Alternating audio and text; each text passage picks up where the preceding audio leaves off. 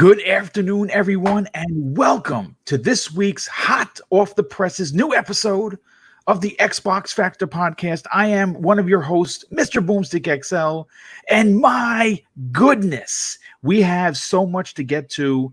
The topics have literally been flying off the shelves. What a week for Xbox. What a week for gaming. And we really are going to fill up 2+ hours of your day with the best place to get Xbox news, reviews, and of course, our valuable opinions. So let's get into, of course, the introduction so we can break down these unbelievable topics. First up, we're going to start with someone who in his spare time has become a master chef. You know him as Zemi Games. I know him as Brother. Hey, Zemi, welcome to the show. Thank you so much, Boom.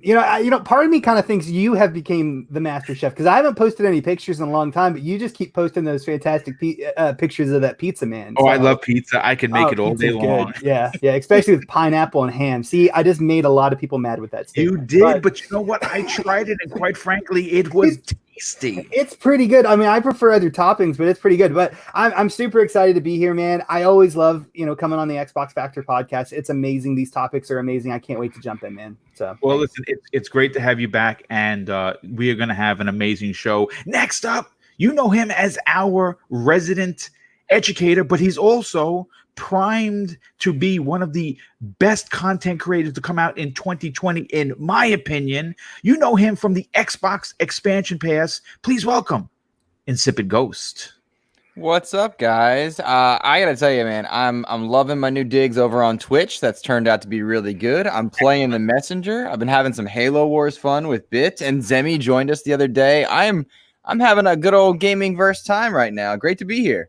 Well, it's great to have you, and of course, obviously, someone that loves Xbox. There's no better place for you to be than on this particular show. Next up, you know him as the voice of reason for the PlayStation community. Whoa. He has a very soothing and powerful voice while he's on the airwaves producing the trophy room. Please welcome Mr. Bad Bit. Hey, what's up, guys? I got the surgery. I can't laugh much because it hurts, but you know what? I'm doing fine today. I'm well enough to start podcasting, start making YouTube content next week. I'm very excited. This is what a time to be alive, you know? Yes, what a time to be a gamer. And what's even more interesting is normally at this point of the year, we are all coming down off of E3. That usually happens at the beginning of June.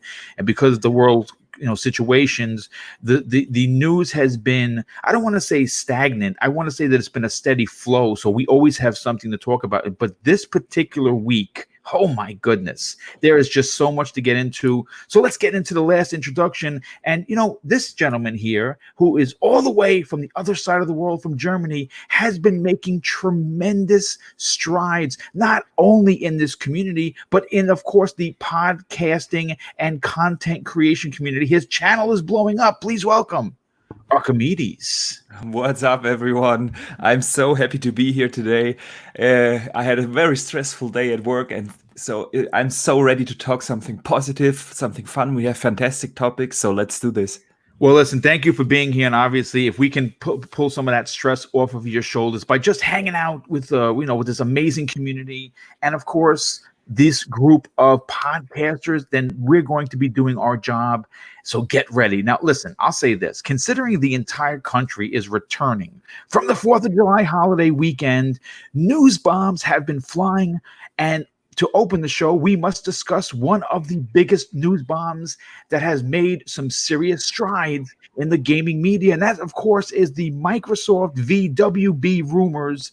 And we're going to break that down to why, in my opinion, I feel that Microsoft is primed to not only buy this, but potentially make some industry-changing decisions when it comes to games that are being made by the WB. Now, look, I've said this before.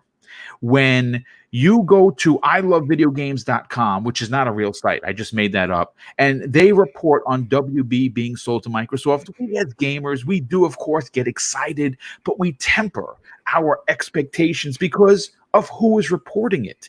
But when big trades like Windows Central and Forbes are now writing news blurbs about it, this is where I kind of take a step back and give serious credence to the reported story. Well, the fires have been burning in the last couple of days, and the AT&T selling their entire WB Games division to Microsoft not only has some now steam behind it, but currently the tech giant is financially set to make this purchase. Now, folks, listen, I did like, as you know, if you've been listening to me for a while, I like to do my research. I like to cross the T's and I like to dot the I's. So on Tuesday, when I started writing this show on 3 different, news money watch sites, I found the exact worth of Microsoft. And at that time, which was Tuesday in the afternoon, they were worth $1.6 trillion.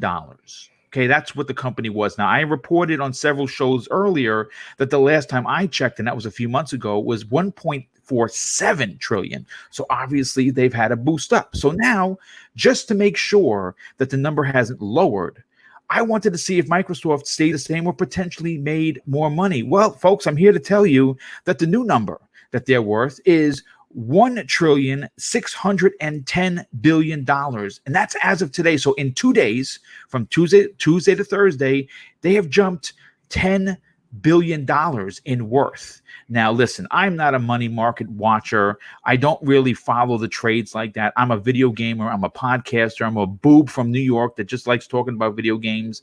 But I can tell you that to make $10 billion, okay, in 2 days is telling you that Microsoft is making money hand over fist as a company. And with that said, potentially when you consider the $4 billion that WB could be sold to by AT&T, it seems like, again, they're financially primed to make this, this big purchase. Now, obviously, the reason why I'm so really digging my heels into this is because, and I've said this before, and I'm going to sound like a robot repeating himself, but I'm going to say it again for the people that did not hear me say it. This situation, this opportunity, let's just call it that. This opportunity has never been presented in the history of gaming. And again, if you follow me for a while, you know I'm an old bastard. I've been gaming since 1978, and I've read all the magazines, I've owned all the systems, I've played all the games. Obviously I'm really invested in the video game world, and I am telling you, as long as I've been gaming, you have never heard of anything like this presenting itself from one company wanting to get out of the gaming business to the potential of Microsoft wanting to add to Xbox Game Studios. Now, the only thing that comes to mind that even remotely sounds familiar like this is when Microsoft purchased Mojang for, I believe it was $2.3 billion. I could be off by a few dollars. It could be, I think it's, I think it was 2.5. 2.5. Yes, there you go. So it is in effect. Okay, good. So it is $2.5 billion. And obviously, since that purchase came in, I believe it was September 14th in 2014. So since then, Microsoft has probably doubled their money. Obviously, Minecraft is the world's best-selling title in the history of video games. So they've probably made their money back. So when you look at them wanting to buy one studio for $2.5 billion, and you look at what they potentially could get their hands on for $4 billion. Man, again, I'm not an investor, so I don't know, and maybe I'm talking out of turn here, but it seems like a great investment if what they're going to do with this is boast Xbox Game Pass. And I know, Joe, you've said this before, and you believe this in your heart, that Xbox Game Pass is the future. It's the future of gaming, simply because they want to be the Netflix of gaming. And right now they currently are. And if you can stock companies like Rocksteady and like NetherRealm Studios with that particular IP, you're going to make bank. So before I get to the panel members here, let's just, let's move away from the what if, and let's break down exactly who is a part of this WB Games, just in case you don't know. Now, obviously, Avalanche Software They've made Disney Infinity 1.0 and 2.0 and Cars 2 and several other Disney properties. Not the biggest of the bunch, but one they've made money for whoever they made the games for. Monolith Productions. Now they're responsible for quite a few big hits. Condemned 1 and 2 on the Xbox 360, which were masterful horror games, and of course Middle Earth, Shadow of War, and Mordor, which those were huge games. NetherRealm Studios, listen, it's unprecedented. It's Mortal Kombat. We all know that. Of course, Rocksteady Games, Rocksteady Studios, they made the Arkham series. Again, we don't have to really get into that because we already know who they are. TT Games, they've made everything Lego. And it they do very well. They're a very talented studio, and they've been making money for WB for years making these Lego games. You have Playdemic, which I didn't know even existed. They made apparently a mobile game called Golf Clash. And as of today's date, that's my favorite game. Well, there you go. Someone, folks, he plays this game. They made $225 million on that mobile game since its inception.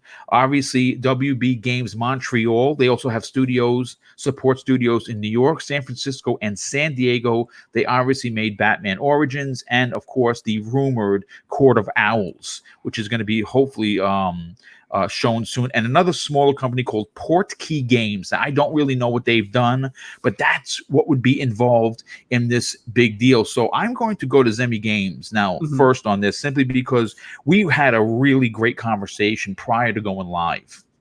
And everyone was excited to talk about this because, again, this is unprecedented. Zemi, when you hear how much money Microsoft has made in profit to add to their net worth in 2 days, I don't want to sound like a boob here, but and again, take this for what it's worth. It seems like $4 billion would be a drop in the hat, so to speak, facetiously speaking, because of how much money they're worth and how much money they're still making. If you were sitting at the board, would you do this deal? If I was sitting at the board, well, I mean, I think if I was sitting at the board, maybe I would have, more information that might influence that decision a little bit more. But, just from looking from the outside in, I think I definitely would do that deal. I also wanted to add that Avalanche Studios or Avalanche Software is a new studio to Warner Brothers Games. And the last game that they actually published, I think, was like Cars, like the racing game. Yeah, and, I think it was Cars 3. And that was already in development, but it's currently rumored that they are the ones that are making the Harry Potter RPG. And then Portkey Games, they make a bunch of Harry Potter mobile games. There you go. Okay, yeah. Excellent. Okay, good. But ultimately, if I was in the driver's seat, from what I know as Zemi Games, I would make the purchase because I think it makes a lot of sense. Xbox is a studio that's putting a lot of weight into their service. We've heard Phil say it multiple times that he doesn't really care how many consoles they sell. It's about how many games they sell, how many subscriptions they sell, and we see that is their ideology, and that has transformed into their new ideology that services are king for them. And regardless of what service you're looking at, whether it's Netflix, whether it's Audible, whether it is HBO, whatever it may be, it's all about bringing in that new content, right? Because that new content's going to bring you more subscribers, and then it's also going to keep your existing ones happy and continue, subscribe to your service. So the idea for Xbox to make a big purchase like this and get Warner Brother game studios, or maybe specific ones, maybe not all of them, whatever it may be, I think makes a whole lot of sense. And you and me, we were talking about this before the show. I mean, they have means, they have motive, and they have opportunity. They have all three of those things to commit the crime of buying Warner Brothers, right? And we've also here recently seen them Microsoft make a lot of just kind of, I guess, radical, restructuring decisions. They decided to close down Mixer. They decided to close down all Microsoft stores besides 4 locations and, rebrand them as more of like Microsoft experiences rather than stores. So what that tells me is they're restructuring. Maybe they're restructuring manpower, maybe they're restructuring, to get more money to possibly support these studios. I mean, I don't know what they're doing, but it really signifies to me that Microsoft is making or planning for a big change, in their business plan, right? And so to me, that really communicates that, it just seems like there's a lot of things pointing at them making this big acquisition. I mean, I could be 110% wrong, but there are a lot of things that are kind of pointing at it. And, I think the biggest and the scariest, idea for this for multiple gamers, what I think is going to impact multiple gamers the most is, if Xbox got these studios, would they be exclusives? And I think for the most part, they wouldn't be. I think for the most part, what we saw, all those years ago with Microsoft acquiring Mojang and acquiring Minecraft, I think that is a great example of what we would see now. I think for the most part, they would keep it third party. They may have exclusive Batman content only on the Xbox or exclusive Harry Potter, Lord of the Rings, Mortal Kombat content like DLC, or maybe time DLC exclusive for Game Pass or exclusive for, the Xbox platform. But I think for the most part, we would see, we would see all of these games go to all different platforms. And and I said this the last time that we were talking about this on the show, and I am not a big fan of any company locking down any, beloved franchise as an exclusive. But whenever you look at, the other names that we've heard are in the ring of buying it, Take-Two, Activision Blizzard, EA, I would much rather have Microsoft, jump on this company than any of those other money hungry, terrible, awful companies that, I'll still play their games, but I just don't want to. Right. But yeah, I think it makes a lot of sense for Microsoft, going into this. Like I said, they have the means, they have the motive, they have the opportunity, they have the money. And if I was, in the driver's seat, I definitely think I would jump on it.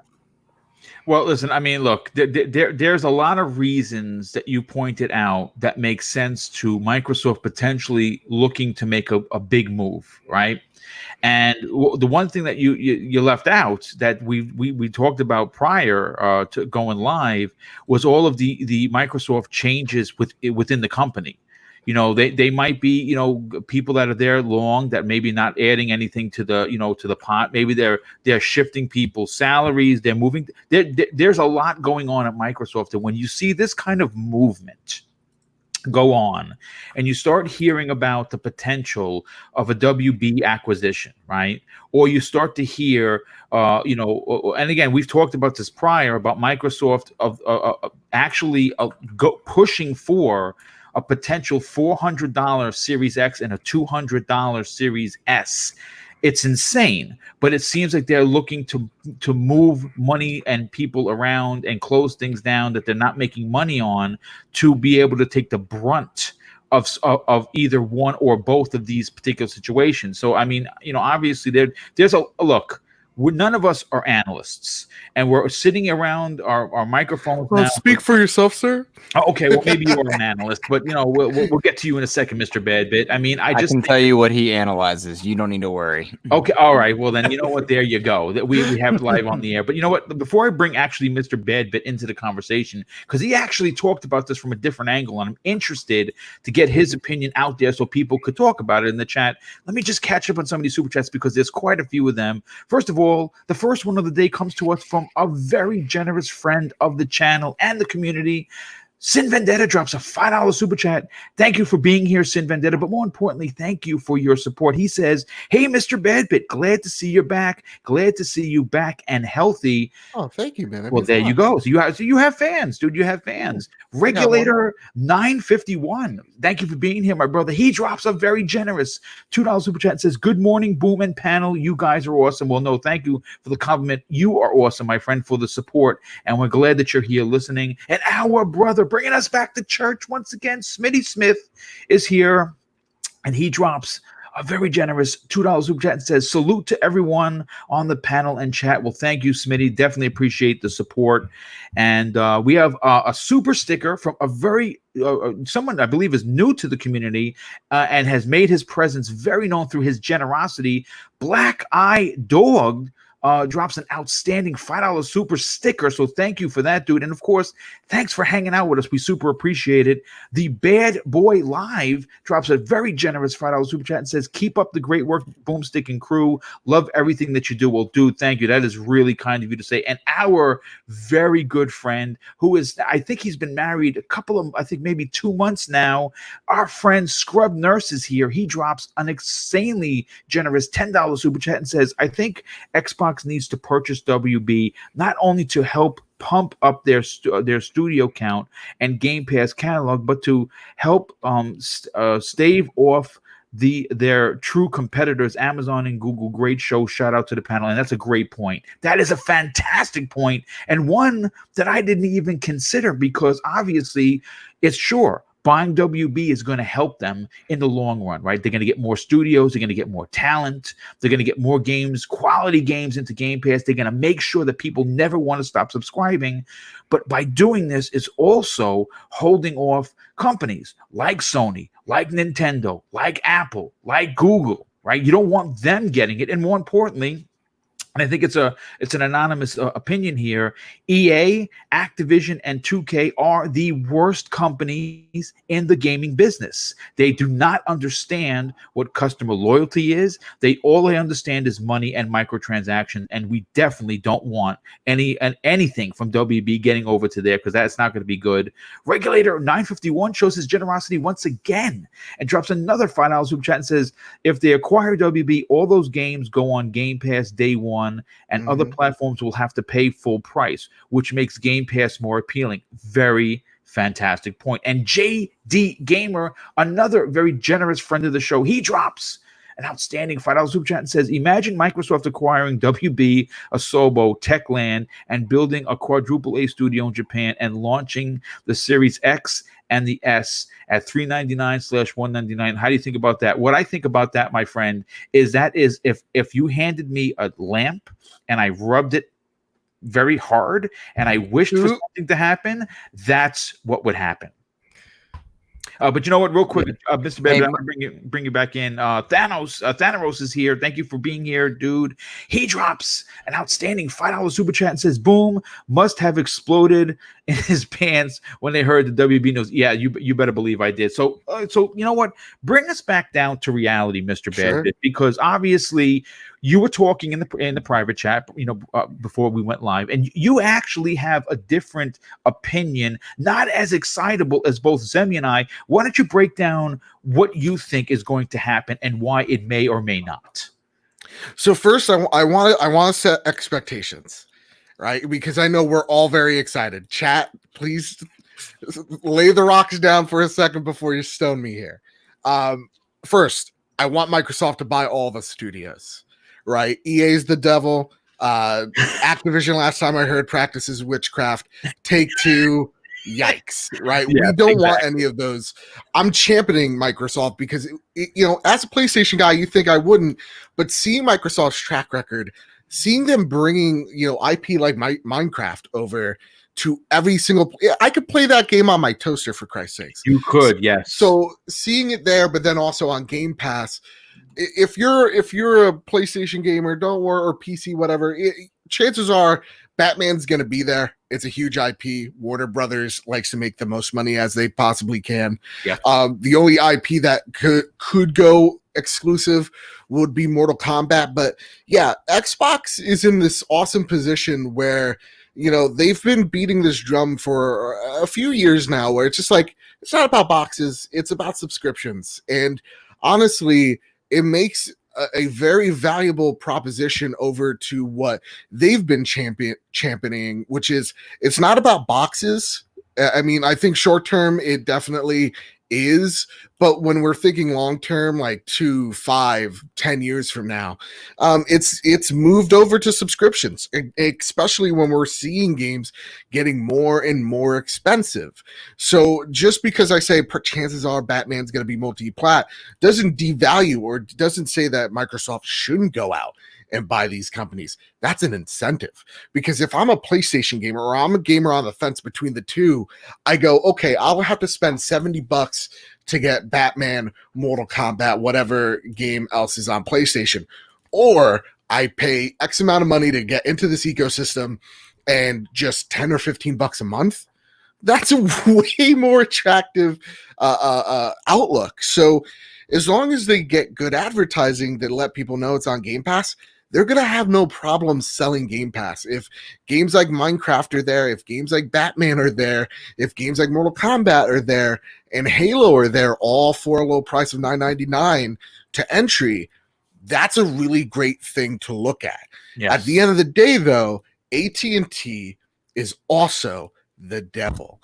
And so I don't see them having a Costco warehouse buy where it's like, come on, come all, we're selling all of them together for one low fee. They're going to try to prioritize and also at the same exact time make sure their license holders are happy as well, to make sure that they're dotting their T's, crossing their I's as well. So like if we're taking a look at TT Games, the people that make Lego, we got to also help talk to the who makes the Swedish, is that that's IKEA, right? Who makes Legos? Yes, Denmark. yes, that is IKEA. That's correct. Yeah. We got to go over to Denmark with our wooden goddamn shoes and start a dialogue with them, right? And see if that's okay with them. So there's a lot of multiple layers to this cake. So I think AT&T is trying to maximize their profit. They're not like just get rid of them. They want to make as much money off these deals as possible. Now, again, if let's just say, God forbid, that Microsoft gets all these studios, but none of the IP carry over, like Batman doesn't carry over, is that still valuable? What about Mortal Kombat? Well, Mortal Kombat would go. Yeah. Are you including that in your scenario? Yeah, I'm just including it in the scenario for the sake of argument. Let's just say all of them went. I know that Mortal Kombat is an IP they would acquire, but even if that was the case, these are still super talented studios. Right. They have a pedigree to them. It's kind of like when Bungie left Halo. It wasn't like, again, whatever you think of Halo or whatever. It's not like Halo was left in disarray. It wasn't like Bungie was left in disarray. They both went off to continue making a boatload of cash. Right. So you're still fulfilling out that portfolio of very talented studios. And then, yes, you could go over to a WB and go, hey, listen, we have a pedigree over at Rocksteady to making incredible superhero games. They're the people that put this on the map. You could go over to Marvel and go, hey, give me that Black Panther game. Yes. We got Rocksteady here, right? Like Mortal Kombat could take handle of the Killer Instinct license. There are multiple things these studios can do, even if they don't have the IP that has, put them on the map. They're still on the map of being really awesome studios. But I also want to, I can't stress this enough because I feel like this happens every time there's about to be a Xbox event where we're hyping this thing up and we're expecting something that we just, it doesn't equal, we get ahead of ourselves. And then we walk away going, oh, all right, that conference was all right. I was expecting this, that, and the other thing. Please, though this is exciting, do not expect Rocksteady's acquiring to be at the end of the month, right? No, Don't expect that. This is a lot of hands. Yeah. This is going to take. Listen, it took a significant amount of time for the Mojang thing to happen. This and has that was been just one studio. If this is just getting out now, and let's just say they just entered the bidding war, we will not know by the end of the year. Probably. Can I follow in? Yeah, go for it, Luke. We'll bring in Luke. First of all, thanks so much for being here, dude. Super appreciate it. Look, I want to throw this out there. And this is again, folks. This is all speculation. This is just a bunch of guys talking about video games, getting excited about the potential. We've been hearing about the Batman thing for a while, and a deal this big, a deal that that when the public knows about something that these companies are potentially doing, that means that they've been working on this for 6 months before. Exactly. Like this is super secret stuff. So, obviously the Microsoft being the one of the richest companies in the entire world hears about this 6 or 8 months before we even hear a blip on anyone talking about it. So I always wonder, and I try to equate what this, we how many times have we heard about Batman? How many times have we heard about the Suicide Squad from Rocksteady? How many times have we heard about Court of Owls, and we don't get anything, and we're like, where is this game? When are we going to get it? And now we hear this. I wonder if one has something to do with the other. It is potentially possible, but I'm interested to know what your thoughts on Microsoft potentially adding these studios to a service that they're looking to be the end all of services. Is that to me or Luke? That's to Luke. Okay. Go, Luke. I'm not quite sure I understand your question, Boom. What do you mean? Well, I mean, okay. The question really is this a worthwhile deal for Microsoft to buy this studio, all of these studios for $4 billion to add to their growing list of Xbox game studios? I got you. Okay, so very easy answer is yes. You can look at Microsoft's financials, and they've been making money hand over fist since 2017. Yes, Xbox included, and so they are in a financial position to do this easy. They could buy Sony several times over. Destin Legary said that on the recent podcast Unlocked, which is interesting in and of itself. They are interested in growing their Xbox brand, not necessarily the Xbox box. So how do you do that when your primary platform is services, xCloud and Game Pass going forward? You do that by having exclusive content. Adding studios to your slate is how you do that. It is quite a deal if they were to buy out the WB studios. The amount of studios they get, the amount of talent they get, far surpasses what they got from Mojang when they purchase Minecraft. The brand weight is different. I will agree with anybody on that, but the talent slate is impressive. The technologies that they get for game design that could be shared amongst them is also impressive. Now, the IP that go here and there, I would imagine we would see a couple different methods for the licensing out and the usage and the exclusive content and otherwise. We've got recent examples since that 2017 turnaround. How dare you? That 2017 turnaround of them being Xbox willing to put Xbox Game Studios branded stuff on other platforms. You've seen games go to Switch. We have seen The Outer Worlds, which was taken over and has some legalities in it, but very comfortably continued support on other platforms. Yes. There is no reason not to do this for a company that primaries in software and services. That's Microsoft's bread and butter. It's not hardware. With respect to all the hardware they've ever made, some good, some bad, they're a software company with more money than anyone else in the video game space several times over. Right. They're going to want to continue making money. And this exclusive platform allows them to do that. Having a rock steady game day and date on Game Pass is a selling point for their service. Of course it is, yes. Having the ability to take in Mortal Kombat and say, absolutely, Sony, we don't care if people play our game on your platform, Minecraft Dungeons, Obsidian's games, the incoming Wasteland 3. That's fine. There's more. There's reasons why some of those occurred, but they want to make money. Why wouldn't we want our PlayStation brethren playing a Batman game? We would. Because PlayStation sucks. Okay, Luke? Yeah, dude, that sucks. God of War and Spider-Man and Last of Us and worst games Tsushima. Ever. Oh my God, did you see that girl's arms? It made me want to throw up in my mouth. Also, just to mention, Mortal Kombat, a marketing deal with Sony at the moment as well. So there's a lot of strings attached to a lot of things. What better company to navigate that than Microsoft in the game space? Because they've shown they can do it before and they're willing to do it before. And then the last part of this, the part that we are not accounting for in many of our discussions where we play, sidebar experts and whatnot, is the morality that comes with being purchased. There's a lot of uncertainty if you're a company We've seen Bungie have the ups and downs there. If you're a company and you're bought by a bigger company, the reason that everyone is anti-EA is because they've consistently shown that they'll buy talent and then close talent. Yes. And that's a problem. Yes. Microsoft has been doing otherwise. And of the slate listed, of the people listed, the companies listed as being sincerely interested that have the money and finances to do this, I would argue with completely on any other podcast, because we're the Xbox factor and people can account for some bias. I recognize that. But on any show, I would go on and say Microsoft is the preferred purchaser for this big slate because they've shown to be developer friendly in recent years, not in many years past. Prior to 15, maybe that wasn't the same case. But they have shown a renewed effort to let developers make what they want to make, having the ability to market certain games out, have things come in day and date as they want, because it doesn't make sense to spend money on third-party exclusive Game Pass deals when you got your own.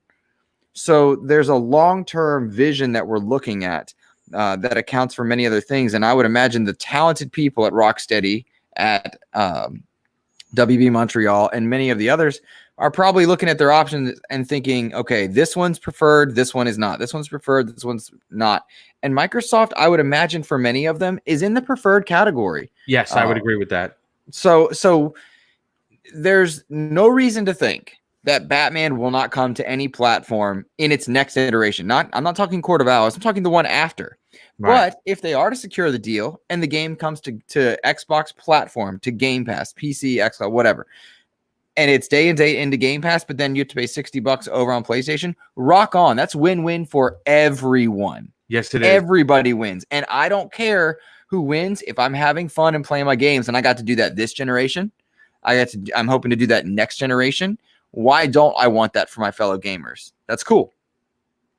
Well, I mean, everything that you said makes a heck of a lot of sense. And when you look at Microsoft's overall big picture, when you hear Phil Spencer get, and he's been, man, that dude's been doing some interviews in 2020. Obviously, despite the whole world falling apart, he's been out there, speaking the good speak, so to speak. And with that said, one of the main factors, one of the major investments that this company made is he in every interview he is insistent on becoming the next Netflix of gaming, and they're already there. You're already getting 200 plus games on a regular basis for the $15 a month. Now, I know some people are saying, well, what if it goes up? Boom. Well, inflation goes up. That's the name of the game.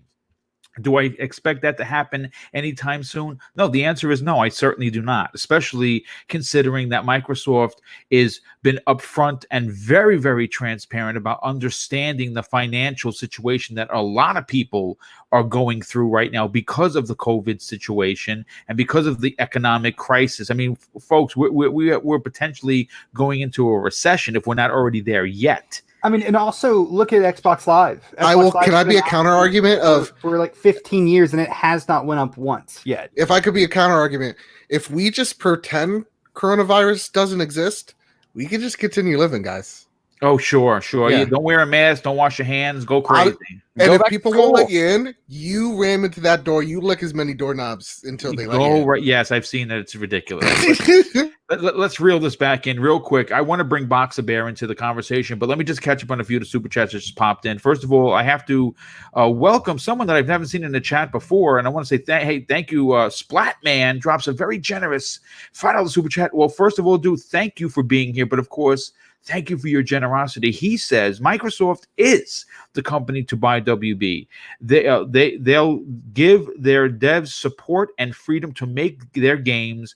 Xbox have done wonders over the last few years. And actually, that's great that you said that, because that's exactly what Luke just said. And it makes sense and it's true. We have who is this? He said, I always laugh when I read this. PS5 will ship with bags of ice. Drops a very generous $5 super chat. Thank you for the chuckle. But more importantly, thank you for your generosity. He says, what's good, Boomin' Panel? Got that CX65. Oh, that's a dope TV, dude. And this TV blew my effing mind. Yeah, you have a powerhouse of a TV. Congratulations on that. Sin Vendetta is not only here once again, but he shows his generosity with an additional $5 super chat and says, all I will say is Mortal Kombat versus Killer Instinct exclusive to Xbox and PC. Microsoft, do it. And I will say this like I've said this 10 times before.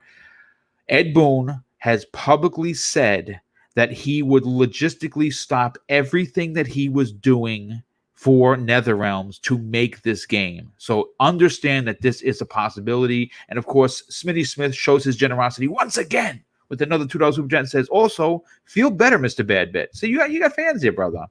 Thank you. The last one to come in is Pixelbit G, very good friend, but a very generous friend of the show. He drops a $5 super chat and says, I'd rather see MS fight fire with fire. MK should not be on PS5 if Capcom makes Street Fighter exclusive again. Sorry, not sorry. Keep up the good work, lads. Well, you know what? I have to agree on that. And you know something? I'm going to be honest with you there, dude. I don't see Street Fighter 6 becoming an exclusive, and here's the reason why. When Capcom did that deal with Sony, there were two reasons. One, Street Fighter 5 would have never been gotten done. They never would have made it without the investment from Sony. And two, more importantly, this is when Capcom was on the ropes, on the literally potentially filing for bankruptcy. That's how bad the company was. And obviously, since Resident Evil in 2017, that company has seen a turnaround unlike anything I've ever seen before. And they are now making money hand over fist. So I don't think that they need Sony's money. I think this will be multi-plat because obviously they heard the cries of the fans who didn't get a chance to play Street Fighter 5. And PS, by the way, if you didn't know, Street Fighter 5 now is good.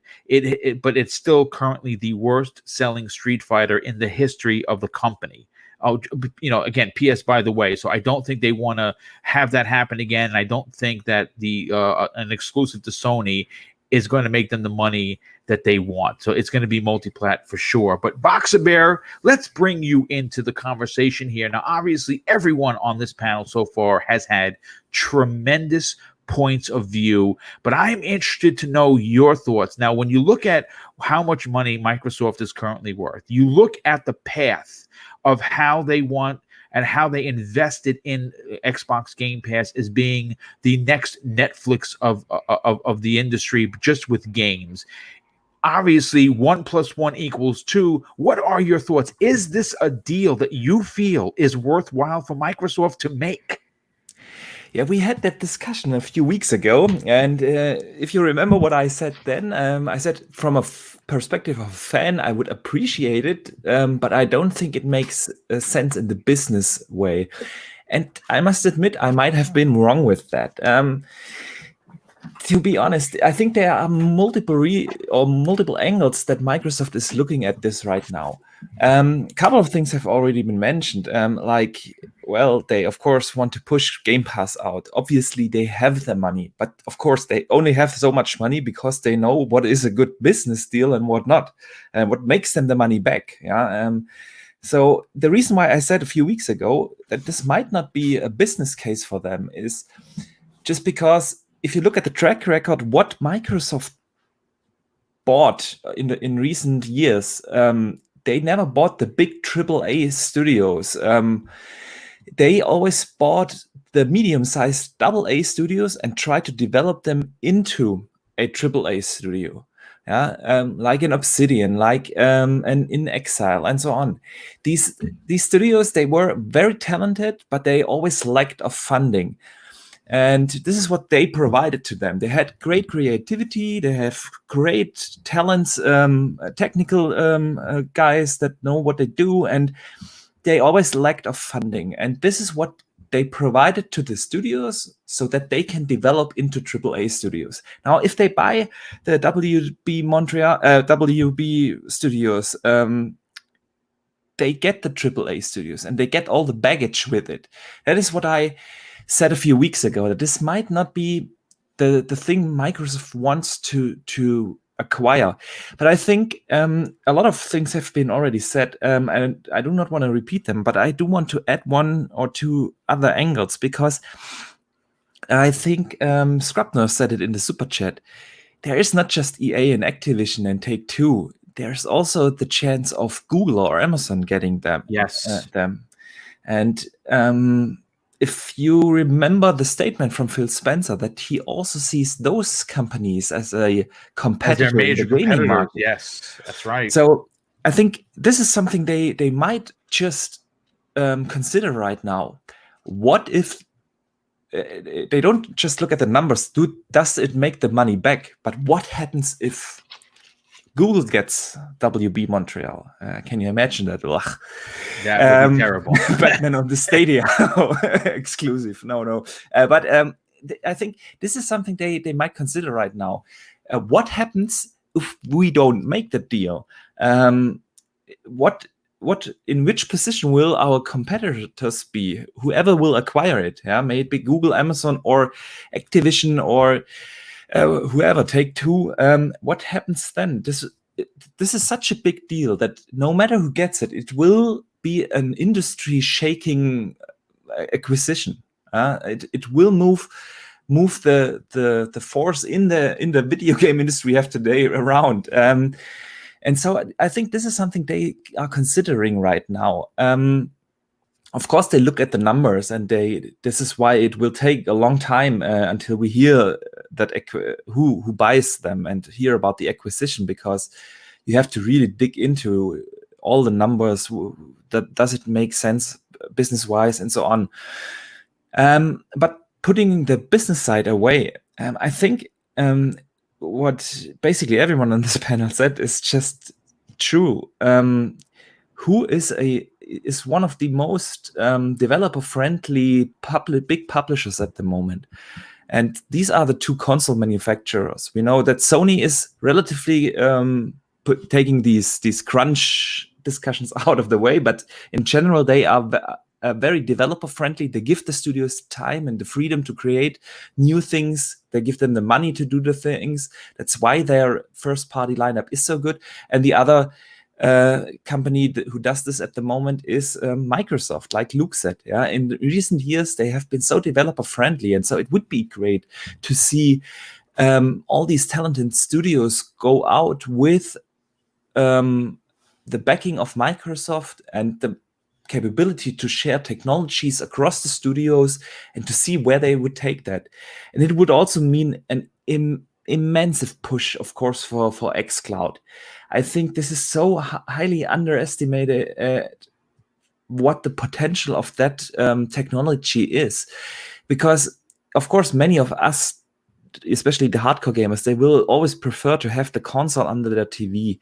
But especially in the Asian market, mobile gaming is a gigantic platform, and bringing them also the possibility to play a game like the new Batman or Mortal Kombat or whatever on their cell phones, where they are used to play most of their games. This is just a chance that is one in a lifetime. And yes, I think that is the sticking point for me. Is, listen, we are not analysts, folks. What we're thinking with our hearts right now, okay?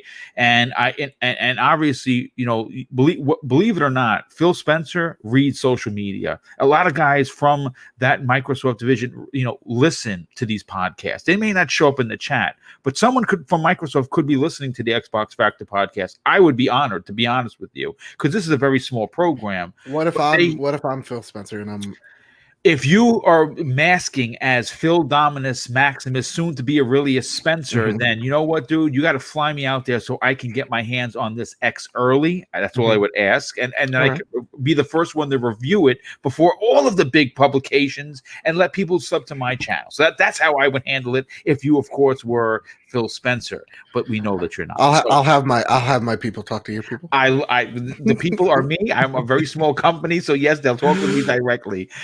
All jokes aside, folks, look, the bottom line is this. this is a very exciting proposition. This really does move beyond the whole console war shenanigans. Like, oh, my dick is bigger than yours. What this does for Microsoft as a company is solidify their commitment to us, the gamers who purchase their software, and of course will be buying either the Xbox Series X, S, or keeping your hardware. When they make a move like this and they tell you that your Game Pass, and this is where it gets a little crazy, because we're going to move into a Game Pass topic, literally transition and segue right into that as soon as I'm done with my next spiel. Game Pass in its current form is already the most incredible deal in gaming. Now, I understand there's a lot of people that don't want it because they're old school. They want to keep, like a good friend of the show, Noof Nukem. He is adamant about being, wanting to buy his discs, the physical disc. He does not like, digital. I totally understand that. But for the people who are accepting the digital future that is in front of us, if Microsoft is already providing an incredible value for your $15 a month right now, just for a microsecond, imagine all of these studios in there making games for XGS and coming into Game Pass day and date.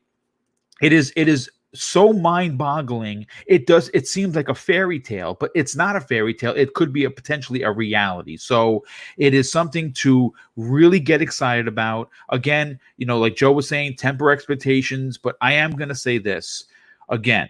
When these smaller trades, taking nothing away from the people that grind to get this news, report on it, you say, okay, I'm excited. I need some more sources. I need some more information. When the bigger trades, like, business, something.business starts talking about it, when Forbes starts talking about it, when the New York Times starts talking about it, Windows Central, there is some fire here. There is something to this story. Otherwise, they would just, how many stories have you heard on, again, I love videogames.com, and no one's reporting on it because they're looking for clicks. This is beyond clicks.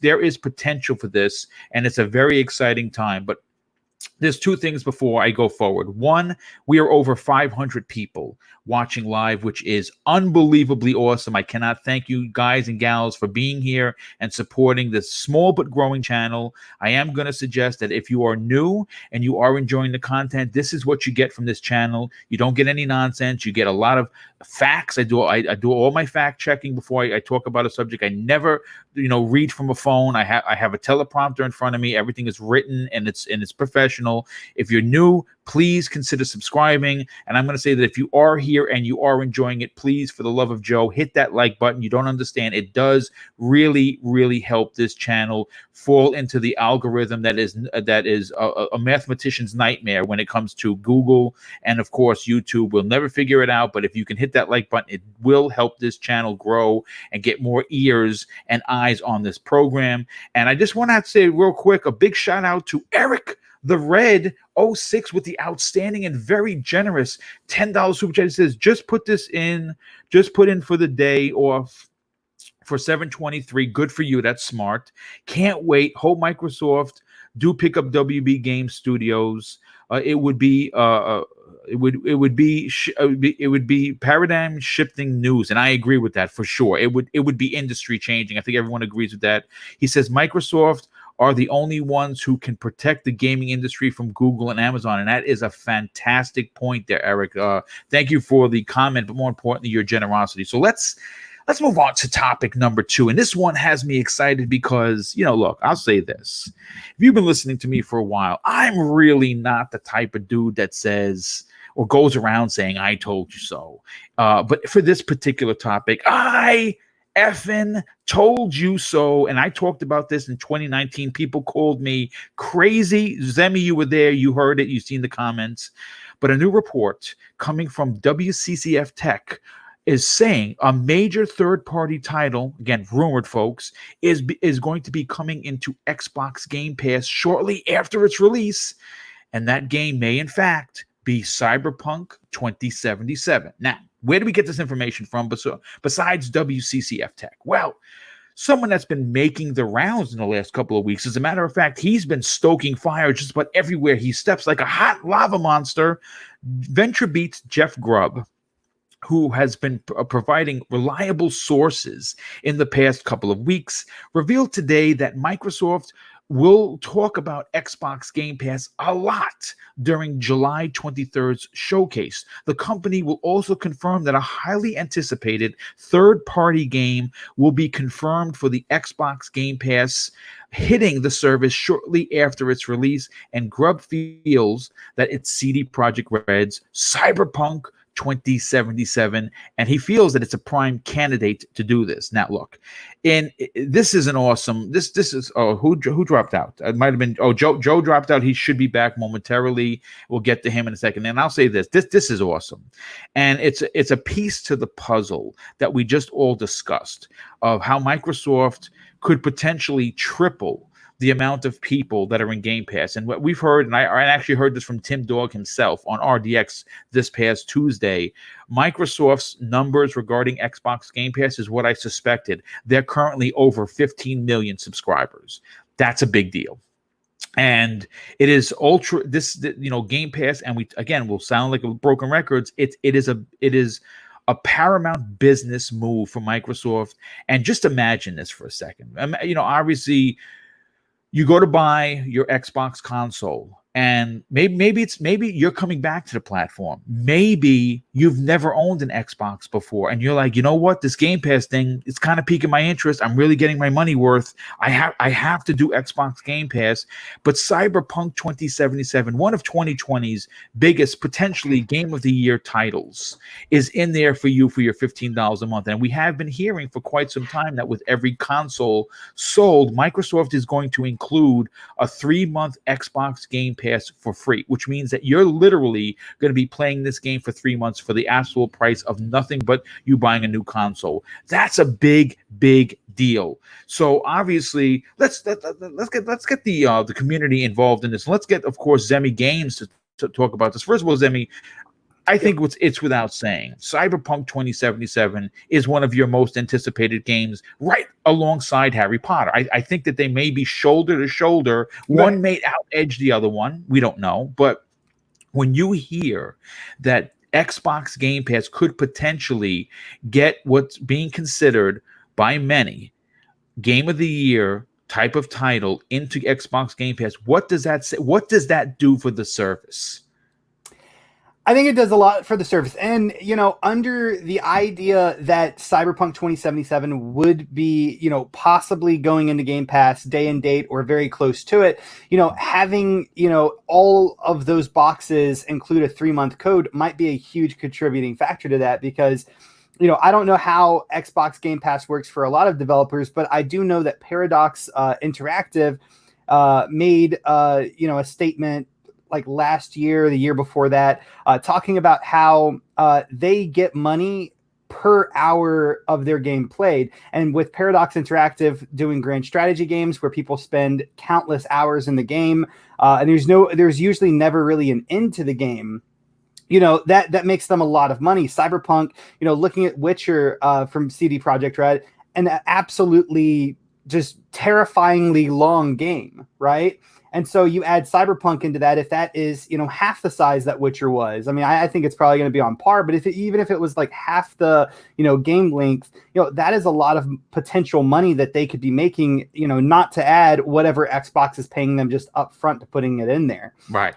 So, and what I think I think that stands really good reason that if they got it in, very, very close to the, to the launch of the game, or, possibly even day and date, I think that would do tremendous numbers to their subscribing rate, because, you would all of a sudden have people looking at it from the standpoint of, okay, I could pay $60 for this game, or I could pay $15 or $10 and get this game and be able to play it, and maybe beat it within a month. Maybe I'll have to resubscribe or whatever. But you're going to see people, they're going to, they're going to believe that they're saving money, and they would be saving money. And because they got them into that door, then it's going to be, you know, a little bit less likely that they might unsubscribe once they realize all of the other things that's in Game Pass.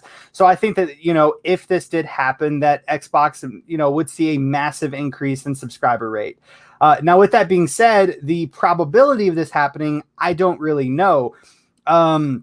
If I was a betting man, I would say it's probably going to be 6 to 3 months until we see Cyberpunk come to this platform. But with that being said, Microsoft has really shocked us before. Right. You know, here recently, you know, I love Xbox Game Pass for PC. Like, I am a really, I love it, right? And a big reason why I love it so much and my flame has been reignited for it even more is because recently I looked on there and Crusader Kings 3, Paradox Interactive's latest grand strategy game that's coming out September 1st, their newest game, and from a franchise that's extremely successful, is coming to Xbox Game Pass PC day and date. So, you know, we've already seen, you know, quite a few, you know, third-party games, quite a few, you know, massive ones. We've seen, you know, probably more indie games than big, massive AAA third-party games hit Game Pass day and date, but we have seen it happen, and you know, it shocks me every time I see it. So I don't think it's completely unreasonable to say that it could happen. It very well 100% could happen, but for me personally, I think Cyberpunk is just too big of one. I think it's just too big of a game to go onto Game Pass day and date or really close. But, you know, I've been wrong before. I'll be wrong again. And, you know, this might be one of those scenarios. Well, I mean, look, there are a lot of reasons to think that this wouldn't happen simply because of the size and scope of what CD Projekt Red is making in Cyberpunk. Though there are other avenues that you can go down that would suggest it would behoove Microsoft to pull a deal off this big, simply because they would attract a significant amount of people to the service that they are trying to build the future of gaming on. And yes, it would cost them a pretty penny. There's no doubt about it. But we will say this. Not only do they have the marketing rights, but they have and obviously I'm not saying anything that's out of turn. They have a tremendous working relationship with Microsoft. We know this to be true. So you factor in those two things, you know, size of game, which again, Microsoft has been doing things that has wowed us. A few of the moves that they have done, you sat back in your chair as a content creator and said, I just don't believe they did that. Like buying Ninja Theory, adding Obsidian, you know, adding all of these different studios. You sat back in your chair and you're like, I can't believe they pulled this off. This is crazy. And this is one of those instances, in my opinion, that because they're trying to sell this service to not just Xbox gamers, folks, this move goes so far beyond the millions of fans Xbox has. They're trying to sell the service to the world. And how do you do that? You pump major head-turning IPs into a service that, look, maybe, you know, I don't know what Cyberpunk would do in Japan. It might do fantastic, but they're probably not going to play that on a console, but they would play that on mobile. They would play that on their tablets. They would play that on the go, right? This is where xCloud comes into play. Are they going to play this in Korea? I honestly don't know, but they're certainly going to be playing the heck out of Crossfire X. They do have that anime coming out with Cyberpunk. Yes, they do. So I'm sure that's going to increase the appeal over there dramatically. Yeah, absolutely. And again, we have to look at the wider picture. Now, Luke, I want to bring you back into this conversation regarding this. And I want us to put on our business hats for a second, because you had some unbelievable points during the WB discussion. And I want you to bring that same energy to this one.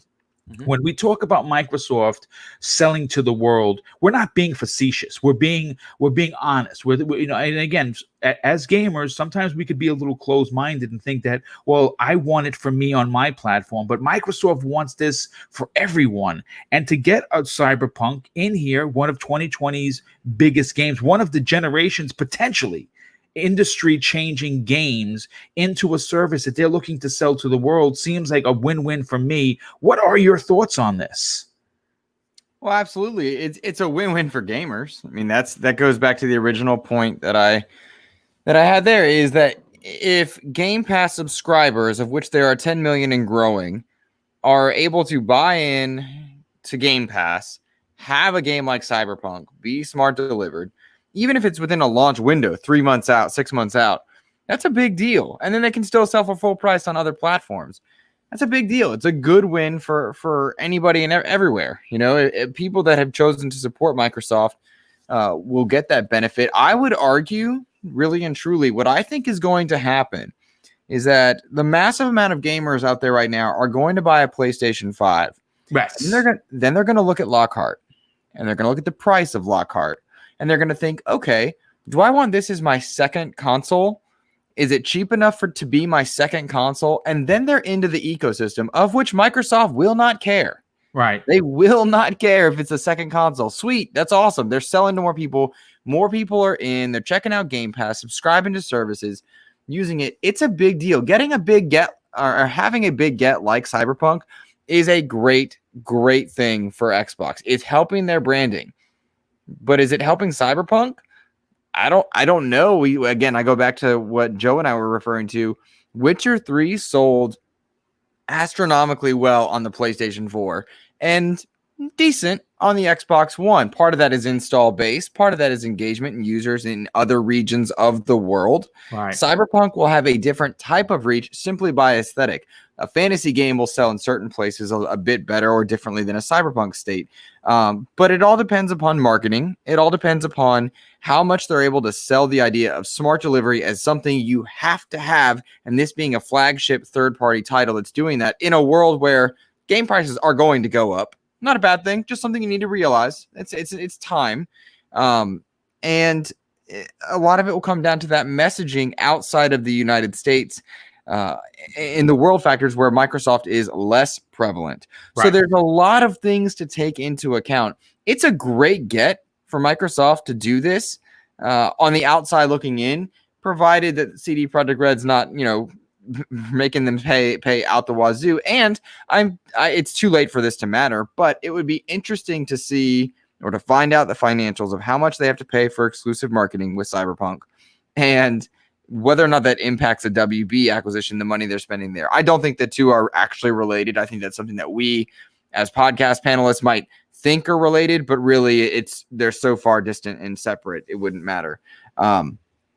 It's a great get, but it's also it's about selling their services. It's about getting people in on Lockhart that are looking at PlayStation 5 as their primary. Oh, maybe I want to get a Lockhart, and you know what? That game is smart delivered. Maybe I'll buy it on an Xbox platform instead, or maybe it's on Game Pass and I'll buy it on PlayStation. I'm using it on there. Is there cross save, crossplay? All this stuff factors into the bigger picture, and Microsoft does not care exactly where you're playing it. Yes, they don't care. And you know something, because they're looking at a much bigger picture. And again, this is not a jab at Sony. Sony is doing things.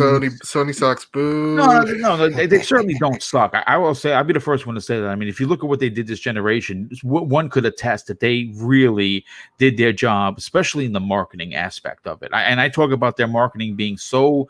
When you, as a podcaster and you cover these things for the community and you have these shows, you could only sit back and marvel at the power of their marketing arm. I mean, they have done wonders, and we're starting to see that same kind of energy move over to Microsoft with what they've been doing recently. And bringing this back around, and Joe, I'll bring you back into the conversation. This particular article cites that this is where Microsoft's third-party strategy could really come into play. And I'll add to that you can expect the tech giant to try and make a big splash by announcing the very anticipated third-party game hitting Game Pass soon after its release. And of course, we're talking about Cyberpunk 2077. And as we're hearing from this article and from different new rumors that are popping up, this is one of their mic drop moments for July 23rd, and this would be big. What are your thoughts? And in your opinion, does this have a chance of actually happening? So, yes, kind of. First off, I got money on the line, guys, and I'm about to lawyer everybody in a second here. I got money on the line.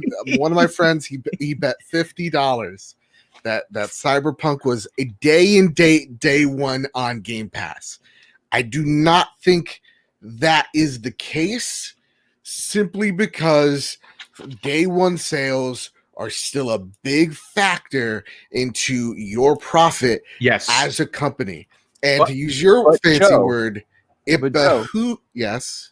Will Microsoft be willing to offset that in order to have a big third party into that catalog? I'll let you answer, but I wanted you to factor that into your answer. Maybe. Absolutely may be. But I also think that CD Projekt Red wants to make the biggest return before bringing the game onto Game Pass.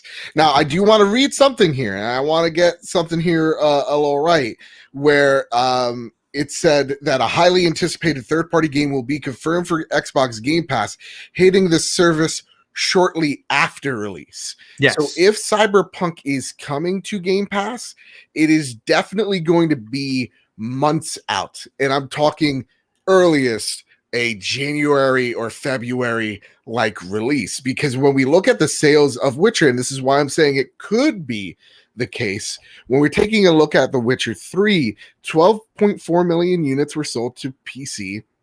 Next was PS4 at 10.8 million. And then at the distant third, Xbox One with 4.3 million. So they didn't, let's just say that's the same spread, right? Into the next generation or whatever, walking into this year, it's going to be the same spread. Well, then Microsoft could go, listen, we get it. Here's the money you would have lost on the Xbox version. Here it is, right? Here's the big lump sum to get you in. Now, do they necessarily need to do that, though?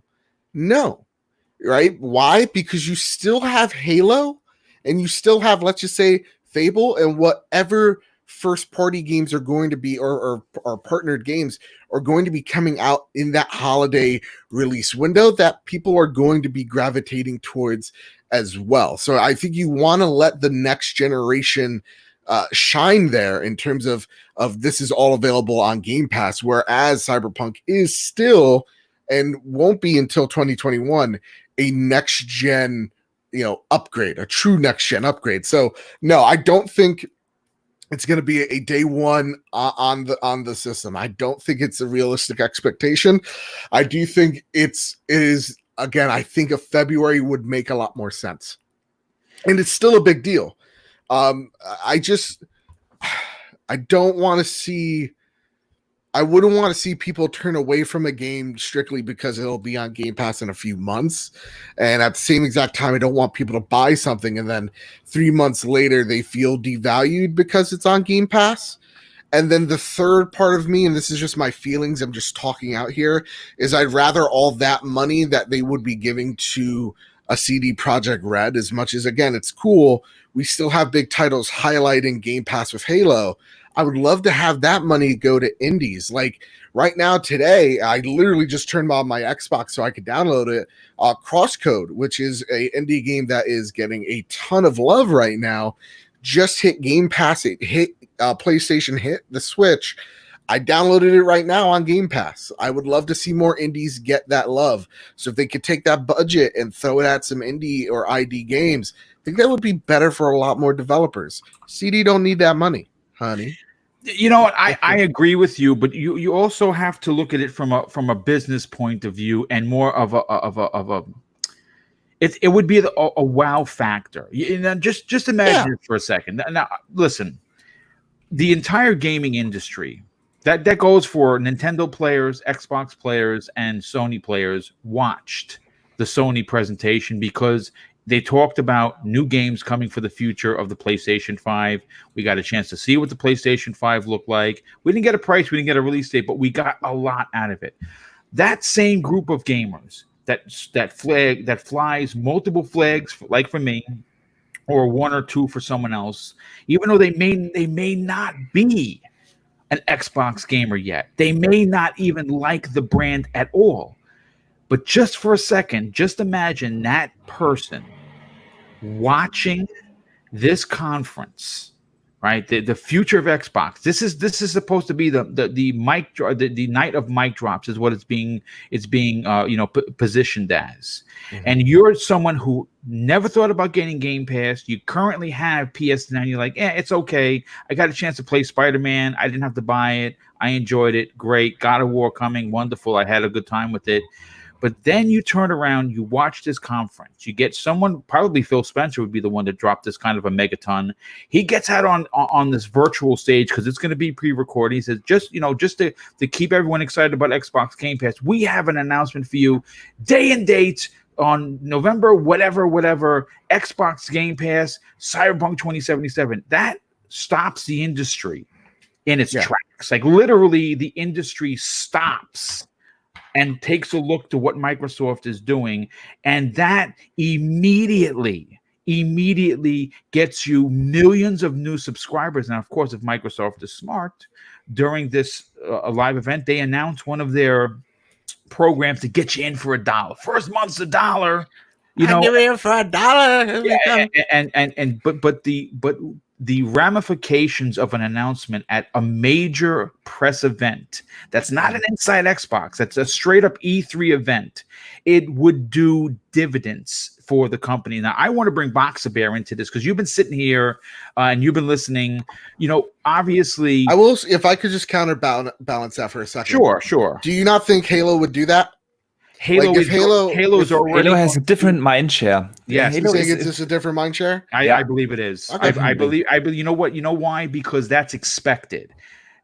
As a Halo fan, as an Xbox supporter and a subscriber of Game Pass, right now we expect Halo to be in there. We expect Fable and whatever of the first party games are going to be coming out there. You know, right. you pick anyone you want and add it to it. We know it's coming.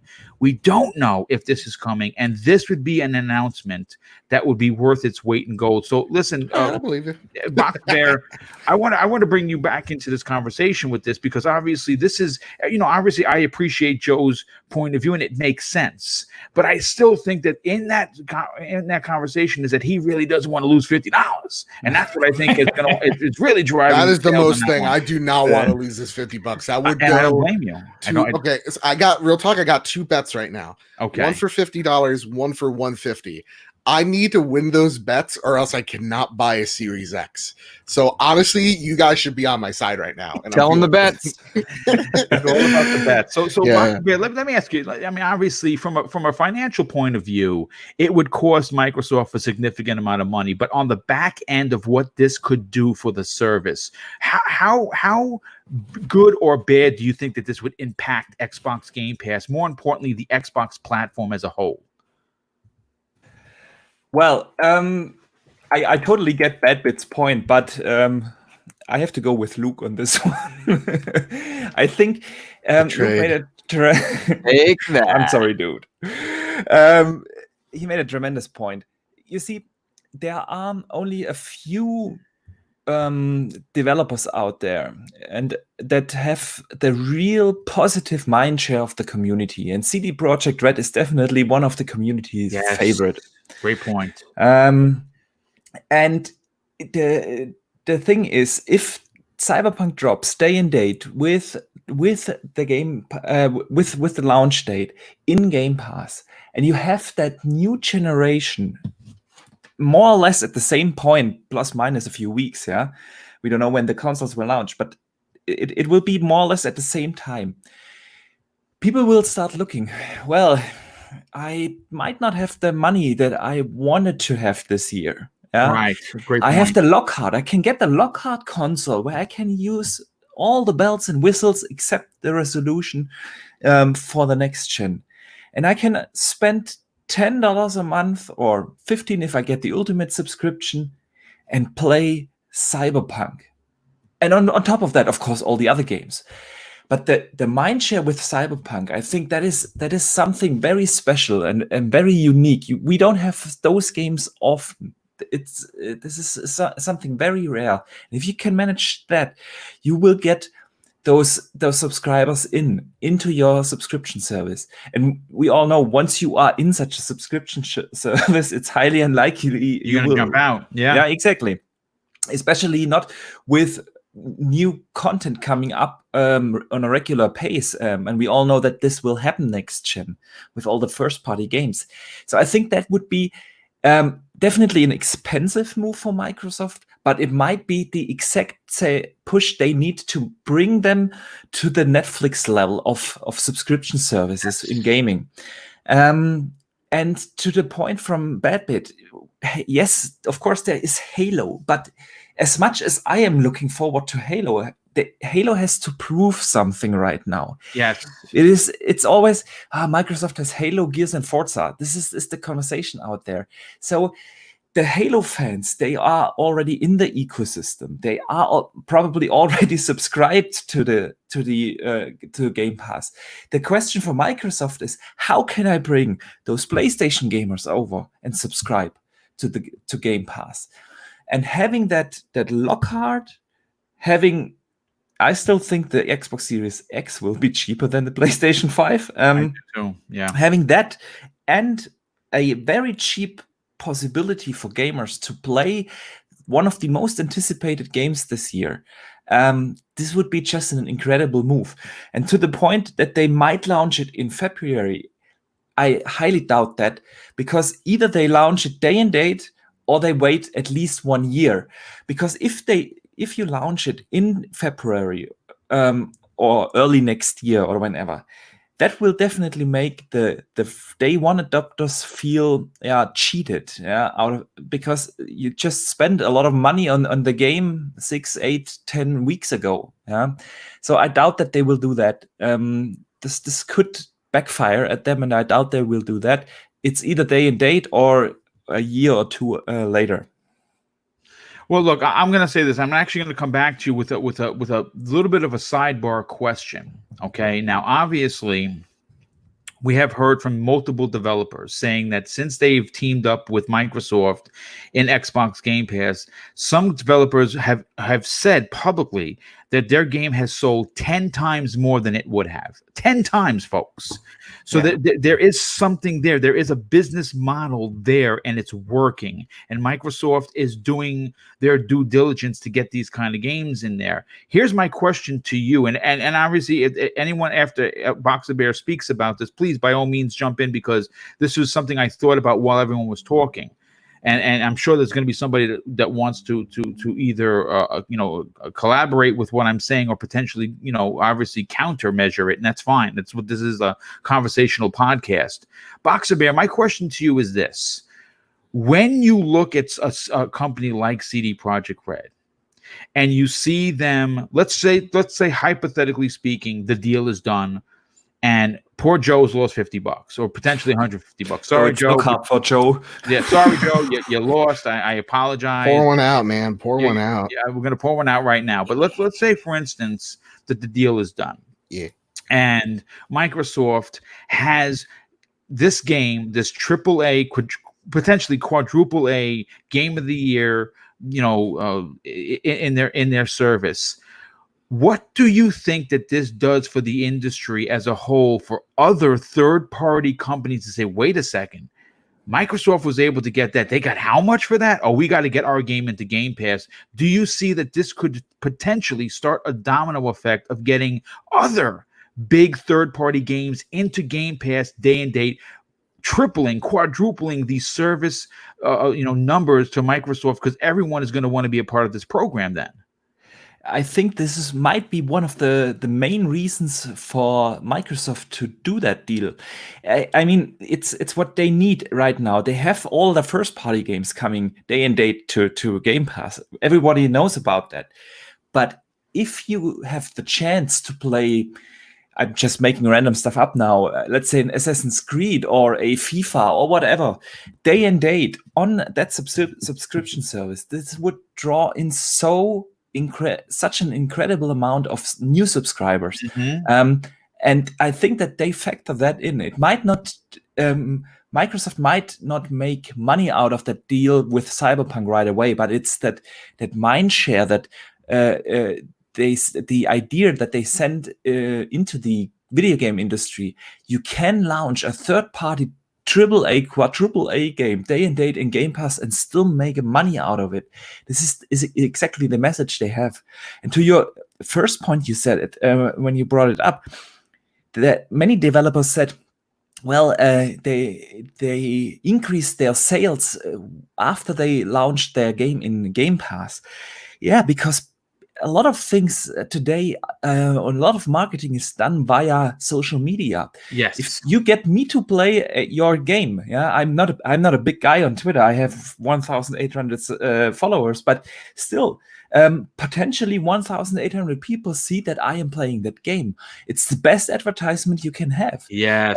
It's a multiplier. And besides that, there's always the thing about microtransactions, DLC. For instance, I just bought the Minecraft Dungeons DLC. I never bought the game. I played that through Game Pass, but they made money out of me because I loved that game and bought the DLC.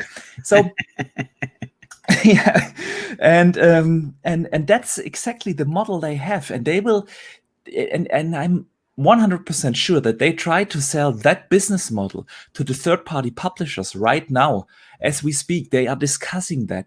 And if they can lure in a CD Projekt Red with a Cyberpunk into Game Pass day and date, that is exactly the signal that an EA, Ubisoft, I think Activision that would work.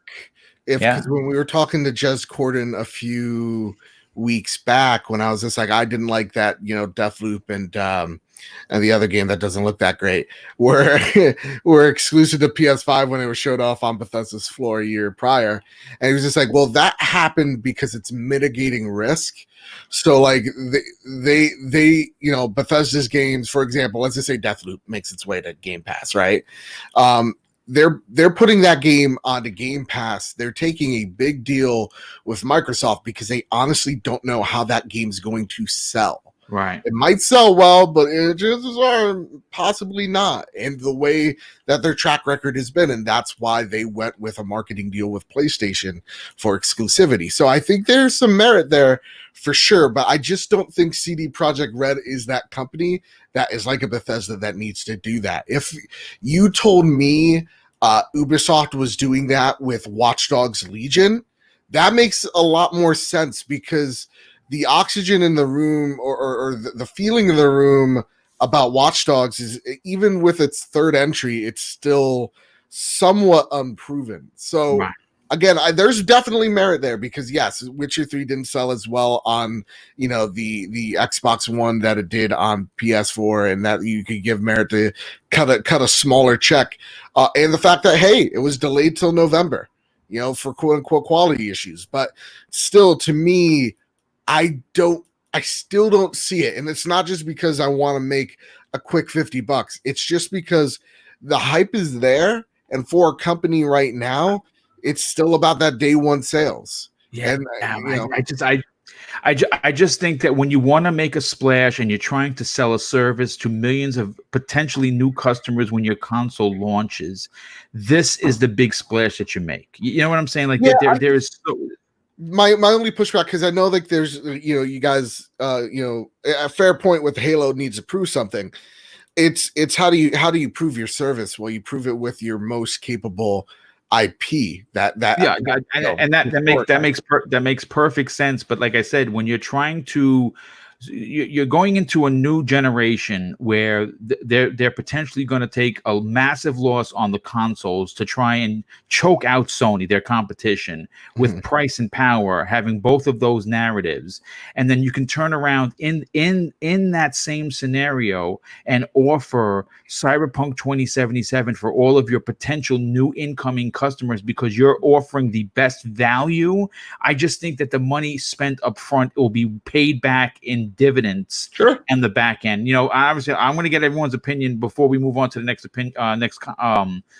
topic. But let me just catch up with some of the super chats. First of all, Spider-Man is here. Thank you for listening to the show, my brother, and I appreciate the outstanding $5 super chat. He says the ones who are upset about the Batman becoming exclusive to Microsoft are the same ones who championed Spider-Man being exclusive to Sony. And I 100% agree with that. He says, love the show, Mr. Boomstick. Well, thank you, dude. Super appreciate the generosity, but more importantly, the support. Sin Vendetta once again shows his generosity with another $5 super chat and says, so when Microsoft announces that they've acquired CD Projekt Red at the July event, then you'll see Cyberpunk put into Game Pass day and date. I don't think they're gonna. I don't think they could afford it, to be honest with you, because the CD Projekt Red is, I believe, if I'm not mistaken, the second richest company in Europe. If I'm not mistaken, I believe they are the richest. Well, there you go. I was saying, I thought I read The the richest gaming company. Yeah. Pixelbit G drops another $5 super chat and says, can you guys talk about Sony looking into Lilu? Certain Affinity, Splash Damage have worked on Xbox games before. 5 studios for $1.3 billion rumor. I could speak to that for a little bit. Yeah, it's like Gears Tactics for anyone that's not sure. Yeah, Gears Tactics for those of you who don't know.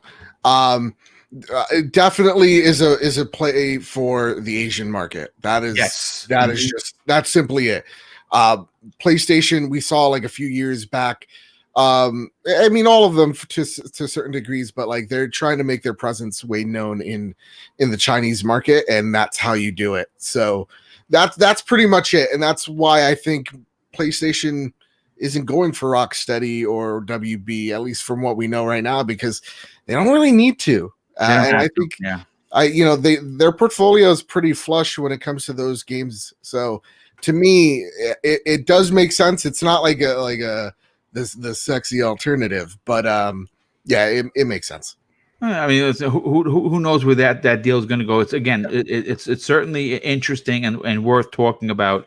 VJ, who's going to be on the show this upcoming Monday evening, making his first appearance on Primetime Gaming, drops a $5 super chat and says, WB to MS and Cyberpunk to Game Pass. WB have U.S. distributor rights for Cyberpunk? Yes, they do. Is it already written in the stars? That's a great question, but there could be, again, there's some serious potential to this. But you know what? I want to move on to the probably what's going to be the final topic of today's unbelievable show. Everyone had such great opinions, and this is a story that I don't think you've heard on any other podcast, and I listened to quite a few of them. No one's talking about this, and that's one of the reasons why I wanted to talk about it on the Xbox Factor podcast, because we go for those kind of stories that may have been swept under the rug, under the bigger ones.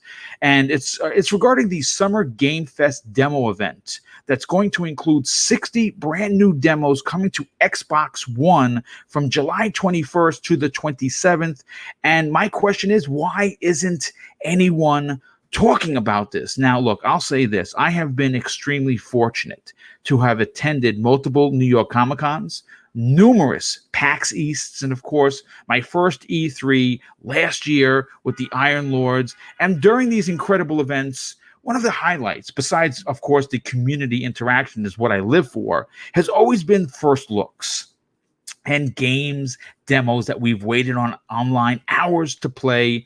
And, unfortunately, people that do not attend these events, you have to wait until the game is actually released in order to try it. Now, thanks to Summer Game Fest, run by, of course, Jeff Keighley and Microsoft, the Xbox community boo Jeff Keighley, boo.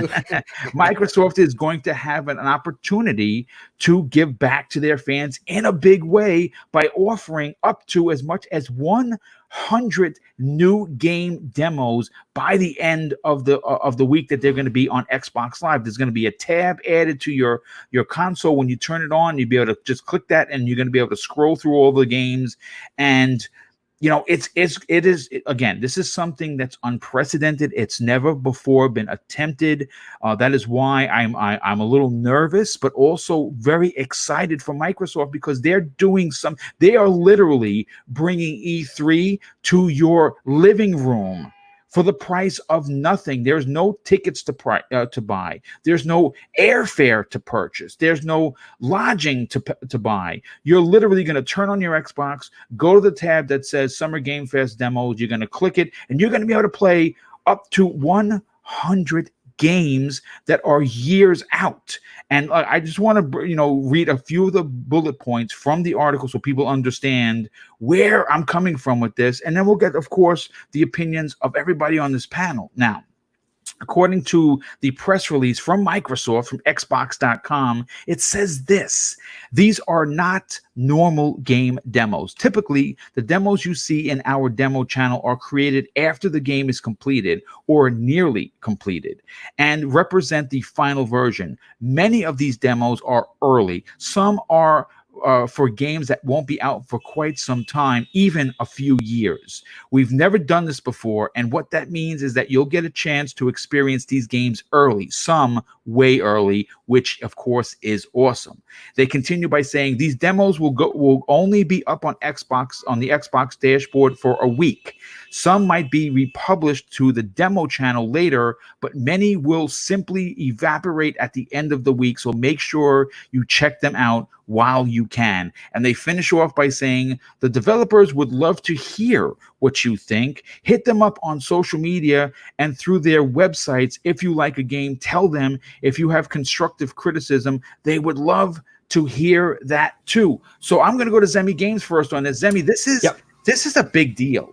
This is a much bigger deal than people seem to be giving Microsoft credit for, because this is, again, unprecedented and uncharted waters. They are bringing these games, some of which that are not even close to being finished, giving you, the gamer, a chance to play from your living room. What are your thoughts on this? I like it. I mean, I might even go as far to say as I love it. And because, I mean, ultimately, I love playing games. I mean, I think everyone on the panel does. I think everyone watching does. We all love playing games. What a fake fan would say, Zemi. I know. Well, I'm one of the fakest, but but ultimately, I am really excited about this because it's almost like a little mini E3, right? I've never gotten the chance to go to any of these conventions, whether it be E3, Gamescom, or PAX or anything like that. So I've never been able to stand on the showroom floor or whatever and play that, stand in the line for half an hour and play, or longer, and play these games, right? So for me, that's really, really exciting, but I think it's exciting for even more reasons, than necessarily just that. I mean, in a way, it's somewhat going to level the playing field between big media and small content creators, right? Yes, because a lot of small content creators, dude. Absolutely. Excellent. A lot of small content creators, we don't have the opportunity or the chance or the finances to be able to make it to E3 or a lot of these conventions the way that, big media like IGN and GameSpot does. And so we finally will be able to play these games, record gameplay, if that is, if that's allowed. I would presume that it probably would be. And then we can talk about these games, right? Yes. Another major thing that is just the simple fact that a lot of these games are early, and what that's going to allow these game developers to do is to actually get a real example of what fans are liking and what fans aren't liking. That way, early on in the development process, they can change some things, right? Rather than, the traditional alpha or beta that happens, 2 years in the development cycle of a game, instead of having that, you actually have people having a close on look of the game. And I think that can definitely improve a lot of games early on. And maybe we'll have less, terrible games. But ultimately, I'm just really, really excited that I'm finally going to be able to play some of these early demos. You got like a little bit of like a sneak peek of some of the games that are going to be showed off. Destroy All Humans is there, and that actually releases really, really soon. I think later on this month. But that's going to be one of those games. And then like the Veil Shadows of the Crown, that game looked really, really interesting. I can't wait to play that. Yes. But yeah, I think that this is amazing. It's very exciting. I can't wait to play all of these demos, and I think it's going to be a huge success. And what I hope happens from this is that this is a continuated thing. I hope this isn't like a one and done. I hope that there is a lot of success, that gamers see the value of it, Xbox sees the value of it, and all these developers see the value of it. That way, after these world events happen and E3 does come back, this doesn't go away, and this still is a thing where we can play all of these demos, because I just think it's incredible.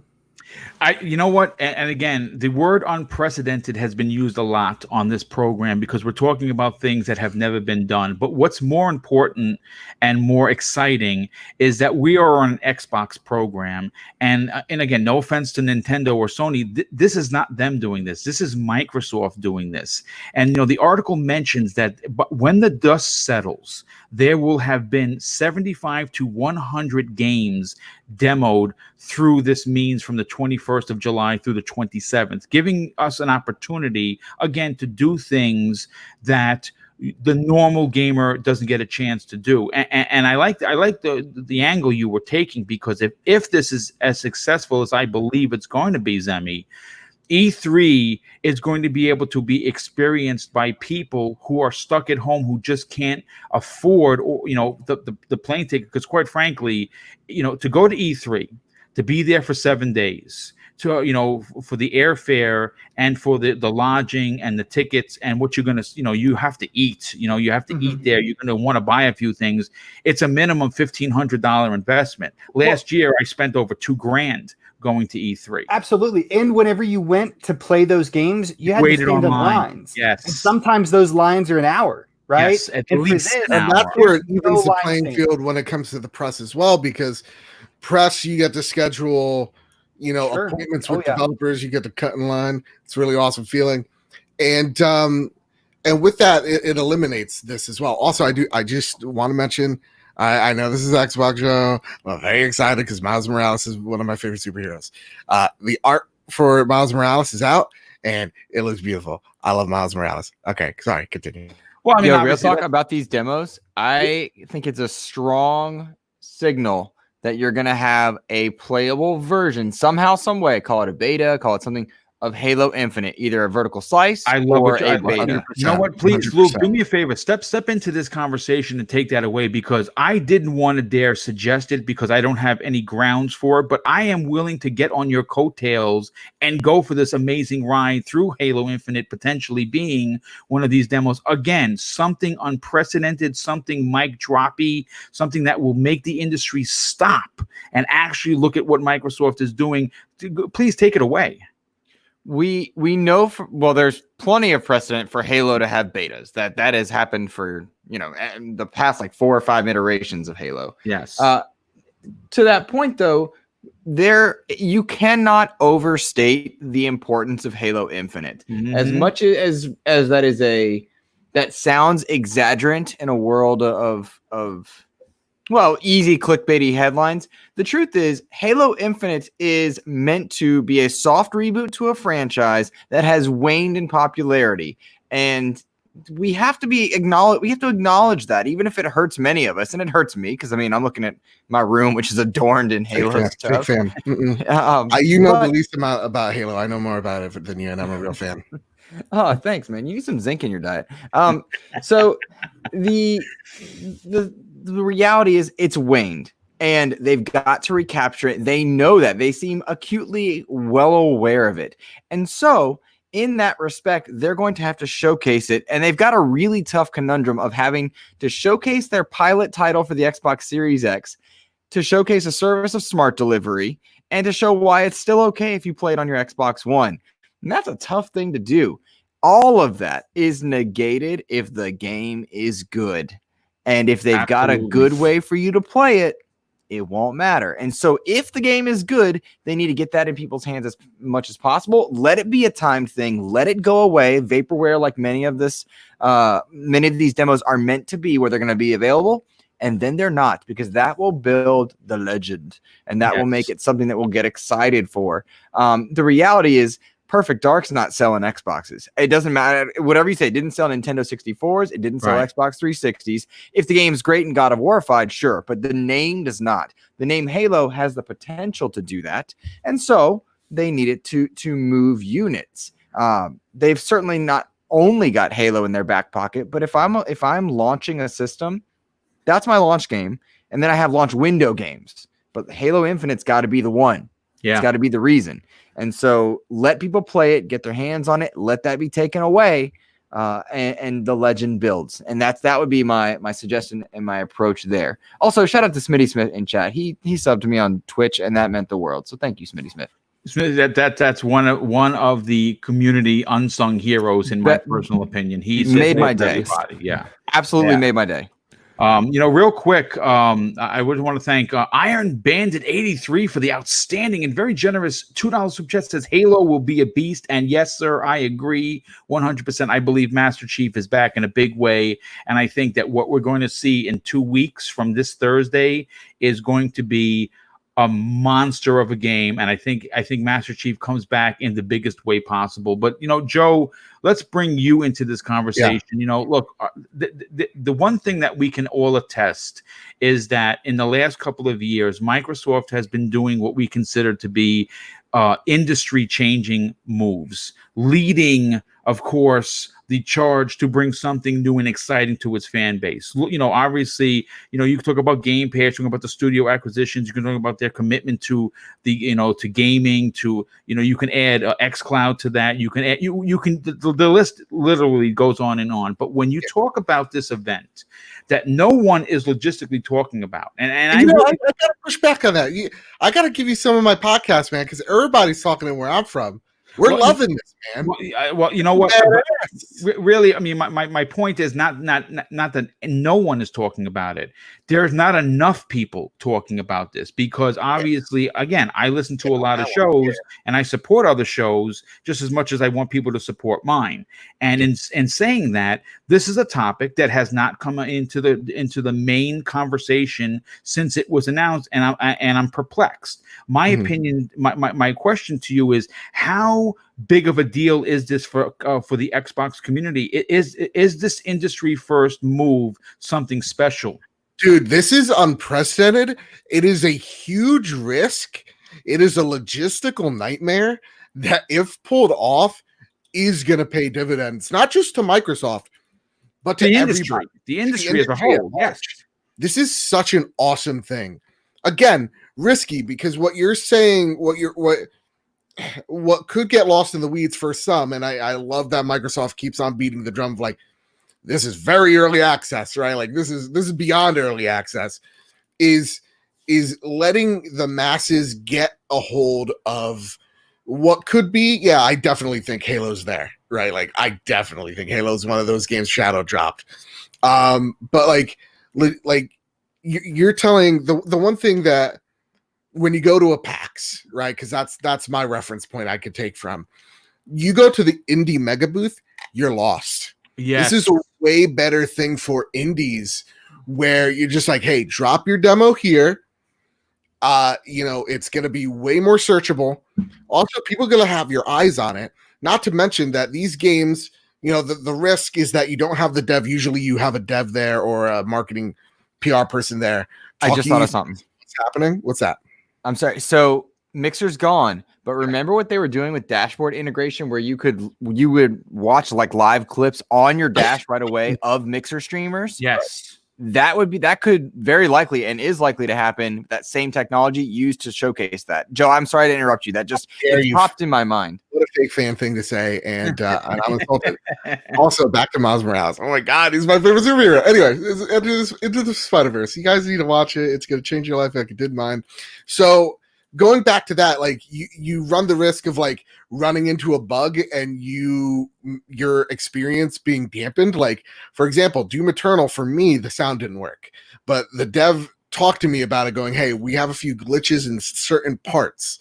So people could get confused, but I think, again, messaging is very key. It's very delicate. If Microsoft pulls this off, which I pray to God they do, this does also spell the end for conventions like E3, because then what truly is the purpose there other than the pageantry? So to me, this is awesome. This is seriously awesome if Microsoft's able to pull it off. I pray that they do. This is terrific. This is game changing. And if this succeeds, we will see more, not just PlayStation or Nintendo follow suit. Well, Nintendo, it'll be like 2030 by the time they'll be like, I agree. We got an internet service, guys. You put a web browser in this. But like, you're gonna see, you know, in the next whatever Game Fest, whatever Jeff Keighley thing that they're gonna have, or even E3 digital events of like, hey, here's the cool game we're announcing at this, you know, indie mega booth or the PC game show. You could try the demo out right now, or the next Ubisoft event. You know, the next Assassin's Creed. Hey, guess what? You won't be able to just watch leaked alpha footage. You'll be able to play it. Like that is really huge. The expectation that I think Microsoft has been selling is saying that this is very early access, and again, like they will just go away. And I really like that. I like that more independent developers are getting their time in the sun. Because as this marketplace gets more expensive to create content, gets more flooded with not just, you know, AA but AAA content as well, as publishers big and large enter this field in droves, there needs to be better ways of spotlighting creation. And we see that all the time when we're talking about, when devs talk about the shop, in whether it's Microsoft or Nintendo is awful, or even PSN, they always say explorability sucks. It sucks. It's a lot to navigate, dude. That's the problem. Exactly. And this is breaking barriers. If you're having this big event, this is a awesome step in the right direction. And yeah, Microsoft, big freaking props, because you're not making it. And the best thing about this for Microsoft's outlook, if we can put it over to this, it's a very selfless move. This is them. Yeah. Like it's bringing us together, and it's saying, hey, this isn't about Xbox. More so, it's about the games. This event is the developers behind these games too. Yes, that's a great point, Joe. I really love this. This is incredible. And yeah, when it comes to content creators, like while Zemi's talking, I'm like, yeah, I already see the top 5 lists, you know, being made right now. So absolutely, absolutely awesome. And you know, that's a problem with me. And that's something that we're going to be bringing to this channel, this particular platform, and this particular show, where once we get a chance, once we get our hands on these demos, we get a chance to play. We will be going and doing a round robin of our top 5 of the 75 to 100 games, and maybe we're going to be talking about a game that you didn't get a chance to play, or you played and you had a different experience. It is going to be a lot of fun for the Xbox Factor podcast and this entire panel moving forward in the next couple of weeks. But last and in no way least, Archimedes, look, when you look at a move like this, Joe said the word selfless.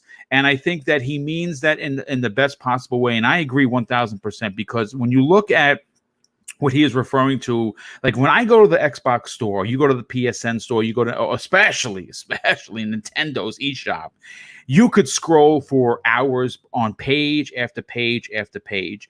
And if something doesn't grab your attention, you just blow by it because there's so much to look at. This is an opportunity to get these games actually into the gamers' hands, even if they're early, and let them not watch a trailer, but actually play the game. How big of a deal is this for obviously Jeff Keighley's event, but more importantly, the Microsoft platform? Oh, this is huge. I'm so happy you brought the topic into the show, because like everybody else said, there is not enough talk about this. It's an amazing move. It is the thing that Phil Spencer actually has been kind of teasing all the time. He always said Microsoft wants to put the player in the center of the experience. And what more can you do than just to give the player the games in the hand that they might be able to play in the next few years? This is just awesome. While you guys were talking, I went back and had a look, because I actually made a video about that, requesting exactly that. It was actually my second video on my YouTube channel. And well, the production quality probably sucks, but the point was of that video, at the time, we got all the cancellations of the events, like E3, Gamescom, and so on. And so I made a video, and I said at that point, okay, what else can they do? And I said exactly that. You can have these shows, you can have these interviews, we all expect that, but it would be the best thing to do if we, as the gamers, actually get the games in a demo version, some maybe time limited or whatever in your hands, and it's now happening. And I'm so happy that this actually is a possibility now. This is going to be a huge week. In 2 weeks, I can't wait to play those games. I have to give, or I can't give enough credit to Microsoft for being that brave to do it, because there's a lot of risk involved here, for sure. Definitely, you know how gamers are on social media. Yeah, and whenever something isn't functioning really or working, kind, understanding, respectful, diverse. We welcome inclusivity. Gamers, we're just awesome, yeah. Well, some gamers are awesome. I can't say that for the entire lot, because there are plenty of toxic trolls. But you continue your point, my friend. No. It is exactly the thing. There are so many trolls out there, and this is why this is really a risky move. Because there will be a lot of discussions on the quality of a certain game and so on, and it is different if you are on a show floor. Your developer is standing next to you and explaining stuff to you, and this is not possible.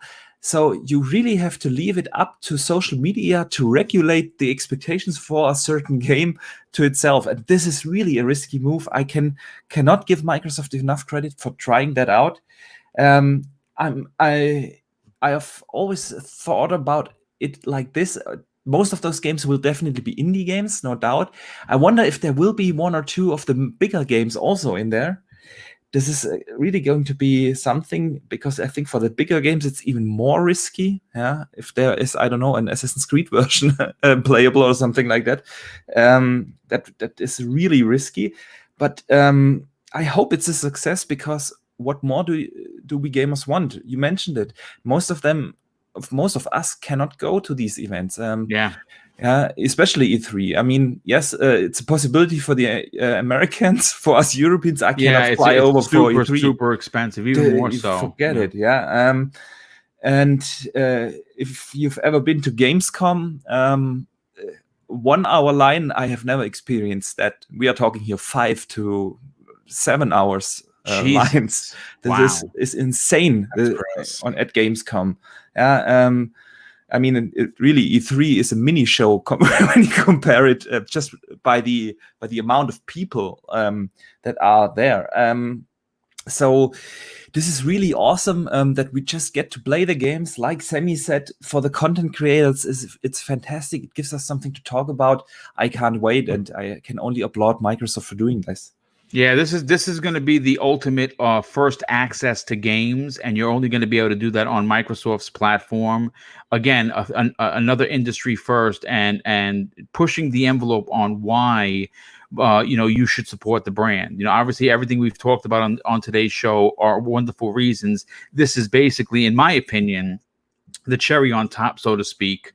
But you know what, folks? This has been an amazing show. We gave you 2 hours of 3 amazing topics with people that I not only respect, but think are tremendously upcoming content creators. And I want to get everybody out of here before the 2-hour mark. But first, let me just finish off these super chats. Sir X-Man, a good friend of the show, very generous friend of the show, drops an outstanding $2 super chat and says, I hope Microsoft lets stream these demos. I think you're gonna. I don't know if you more than likely you're gonna be streaming that. I mean, through the Elgato, yeah, but I don't know natively. Yeah, I don't know how that's gonna work. And Splatman drops another very generous $5 super chat, says, great show. Thanks for the entertainment. Here's hoping Microsoft and Xbox succeed in what they are intending to do. Good things from them are on the way. Well, thank you for the compliment, but more importantly, thank you for your donation to the channel.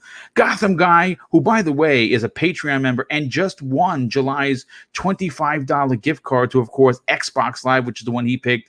He is here. Thank you for your generosity. Once again, Gotham Guy, he drops a $2 super chat and says, over 500 people in the chat. Boom, congrats. Well, thank you for that. And, oh, man, a very good friend of the show. In fact, he's a very good friend of many shows. Elemental PO is here. He drops A $5 super chat says, afternoon, everyone. Microsoft is making the right moves in July. Yes, they are. And it's a very exciting time. So let's get everybody out here. And first, before I do that, let me just thank the 530 plus people that tuned in to a show that normally, doesn't see that kind of traffic, but I'm hoping to grow this Xbox platform. I mean, there are plenty of great Xbox shows. You have RDX, and of course, you have the Xbox 2, and I would like to be a part of that Xbox program that you look forward to each and every week. And hopefully we are providing those good topics that you enjoy listening to. Of course, I want to thank the outstanding generosity that continues to blow my mind as a content creator. The super chats that came in today were amazing. And I'm honestly and truthfully very grateful for the generosity this community continues to show me. And of course, I could not do this show without having an outstanding panel of gaming professionals, in my opinion, content creators that are on the rise of becoming great and big. And Luke Lore is here, which is crazy. Well, Luke Lore, obviously Luke is here, so there you go. But let's start with Zemi Games. Obviously, you have been a part of this program for quite some time. As a matter of fact, you jumped in very early in its fruition. Thank you so much for being here, Zemi. Do me a favor, tell everyone where they can follow you on social media, get an amazing recipe, and also check out your outstanding YouTube channel. Well, absolutely. And today was an absolutely amazing show, Boom. You always do a fantastic job writing these topics. And thank you, dude. Unfortunately, we didn't get to all of them, but we did do a extremely deep dive into everything. I don't think we really left anything unsaid for any of the topics that we did talk about. So that was absolutely amazing for everyone. If you guys want to, definitely check out my YouTube channel. It's called Zemi Games. I do a bunch of gaming content over there, gaming news, reviews, tutorials, unboxings, all sorts of different stuff. So definitely check that out.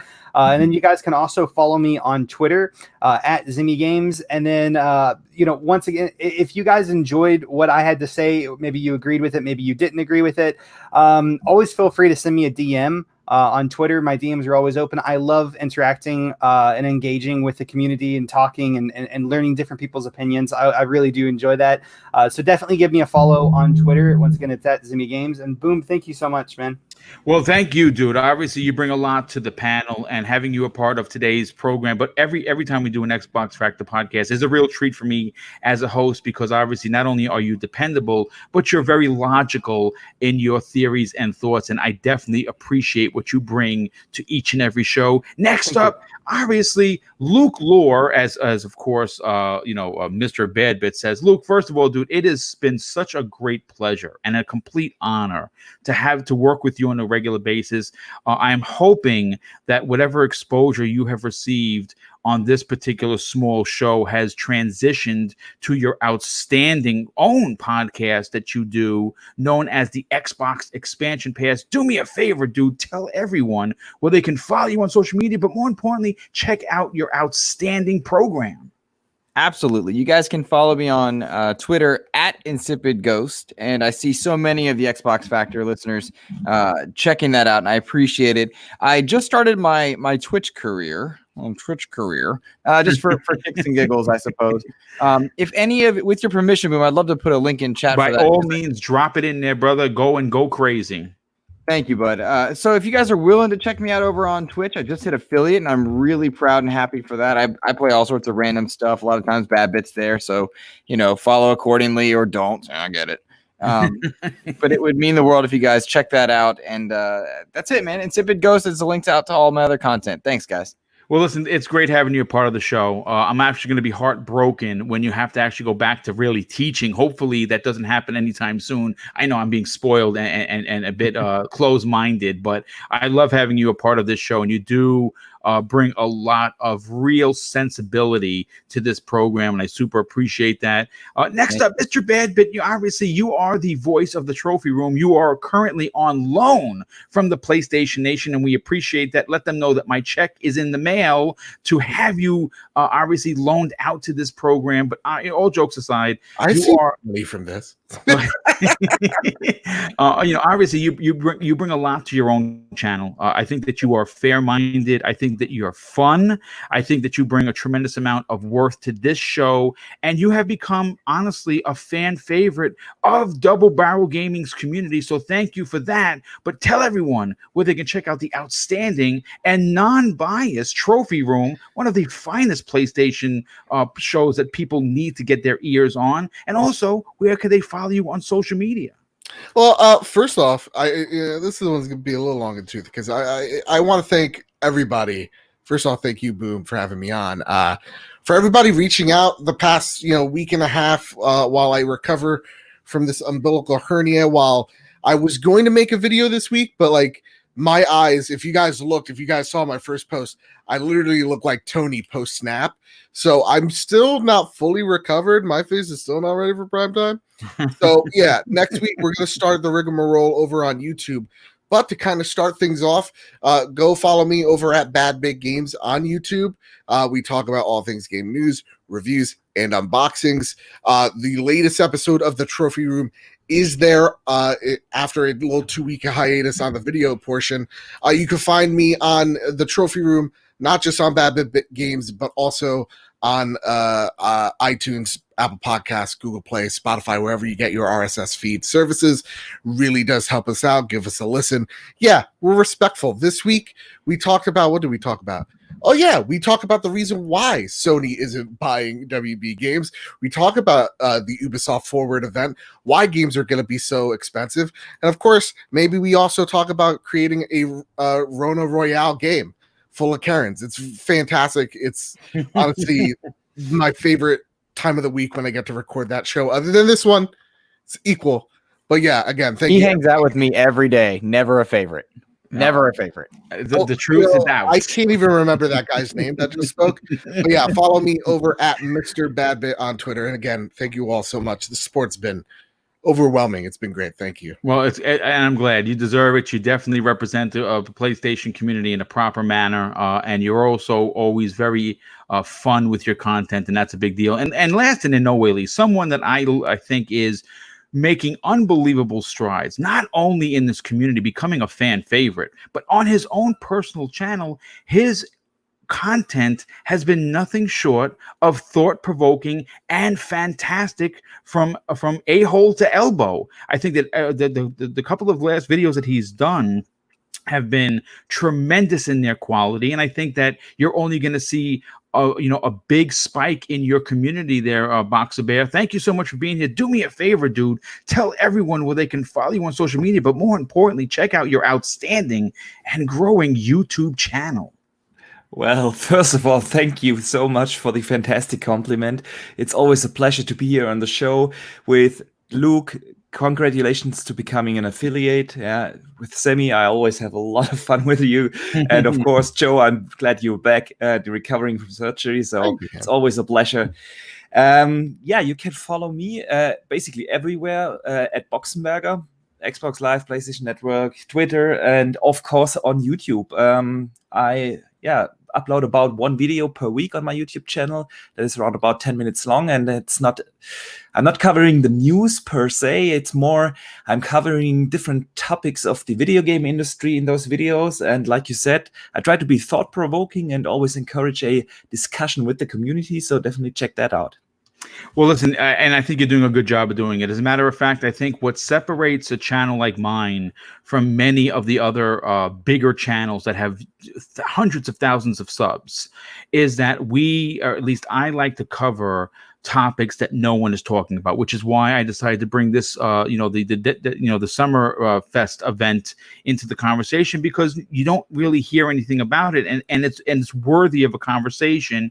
And I think you do that with your channel. Your perfect example of what is ray tracing. That is something that you dropped major knowledge bombs during that incredible video. And I suggested if you're like me, you're not the most technical guy in the room, you might want to check out that, because he does break it down in a way that is very thought-provoking, but also understandable. So thank you for that video, dude. And of course, I hope tremendous success comes your way. But everyone, I want to say this. The growth of Double Barrel Gaming, more specifically the smaller shows that I do, in 2020 has been twofold. And I cannot thank this community enough. I am closing in, and I think I may break it with this show. At least I hope I will. 1 million views on my channel. And I understand that may not be, you know, when you compare my channel to some of the other very large, incredible content creators, and we have quite a few in the circles that we run in, it is a big deal for me because my first piece of content went live November 3rd of 2017. And under 3 years, I will be breaking 1 million views for this channel. And that is unbelievable. And I could not have done that without the potentially 1 million people in this community that are actually tuning in to Double Barrel Gaming. So thank you from the bottom of my heart. And of course, I'll close out the show with something that has always been important to me, and I hope that it becomes important to you. My father used to teach me a lot of things, and this is a guy that started with nothing. Had two sons when he was very young, me and my brother, and adopted one on his way to raising 3 boys in his own image.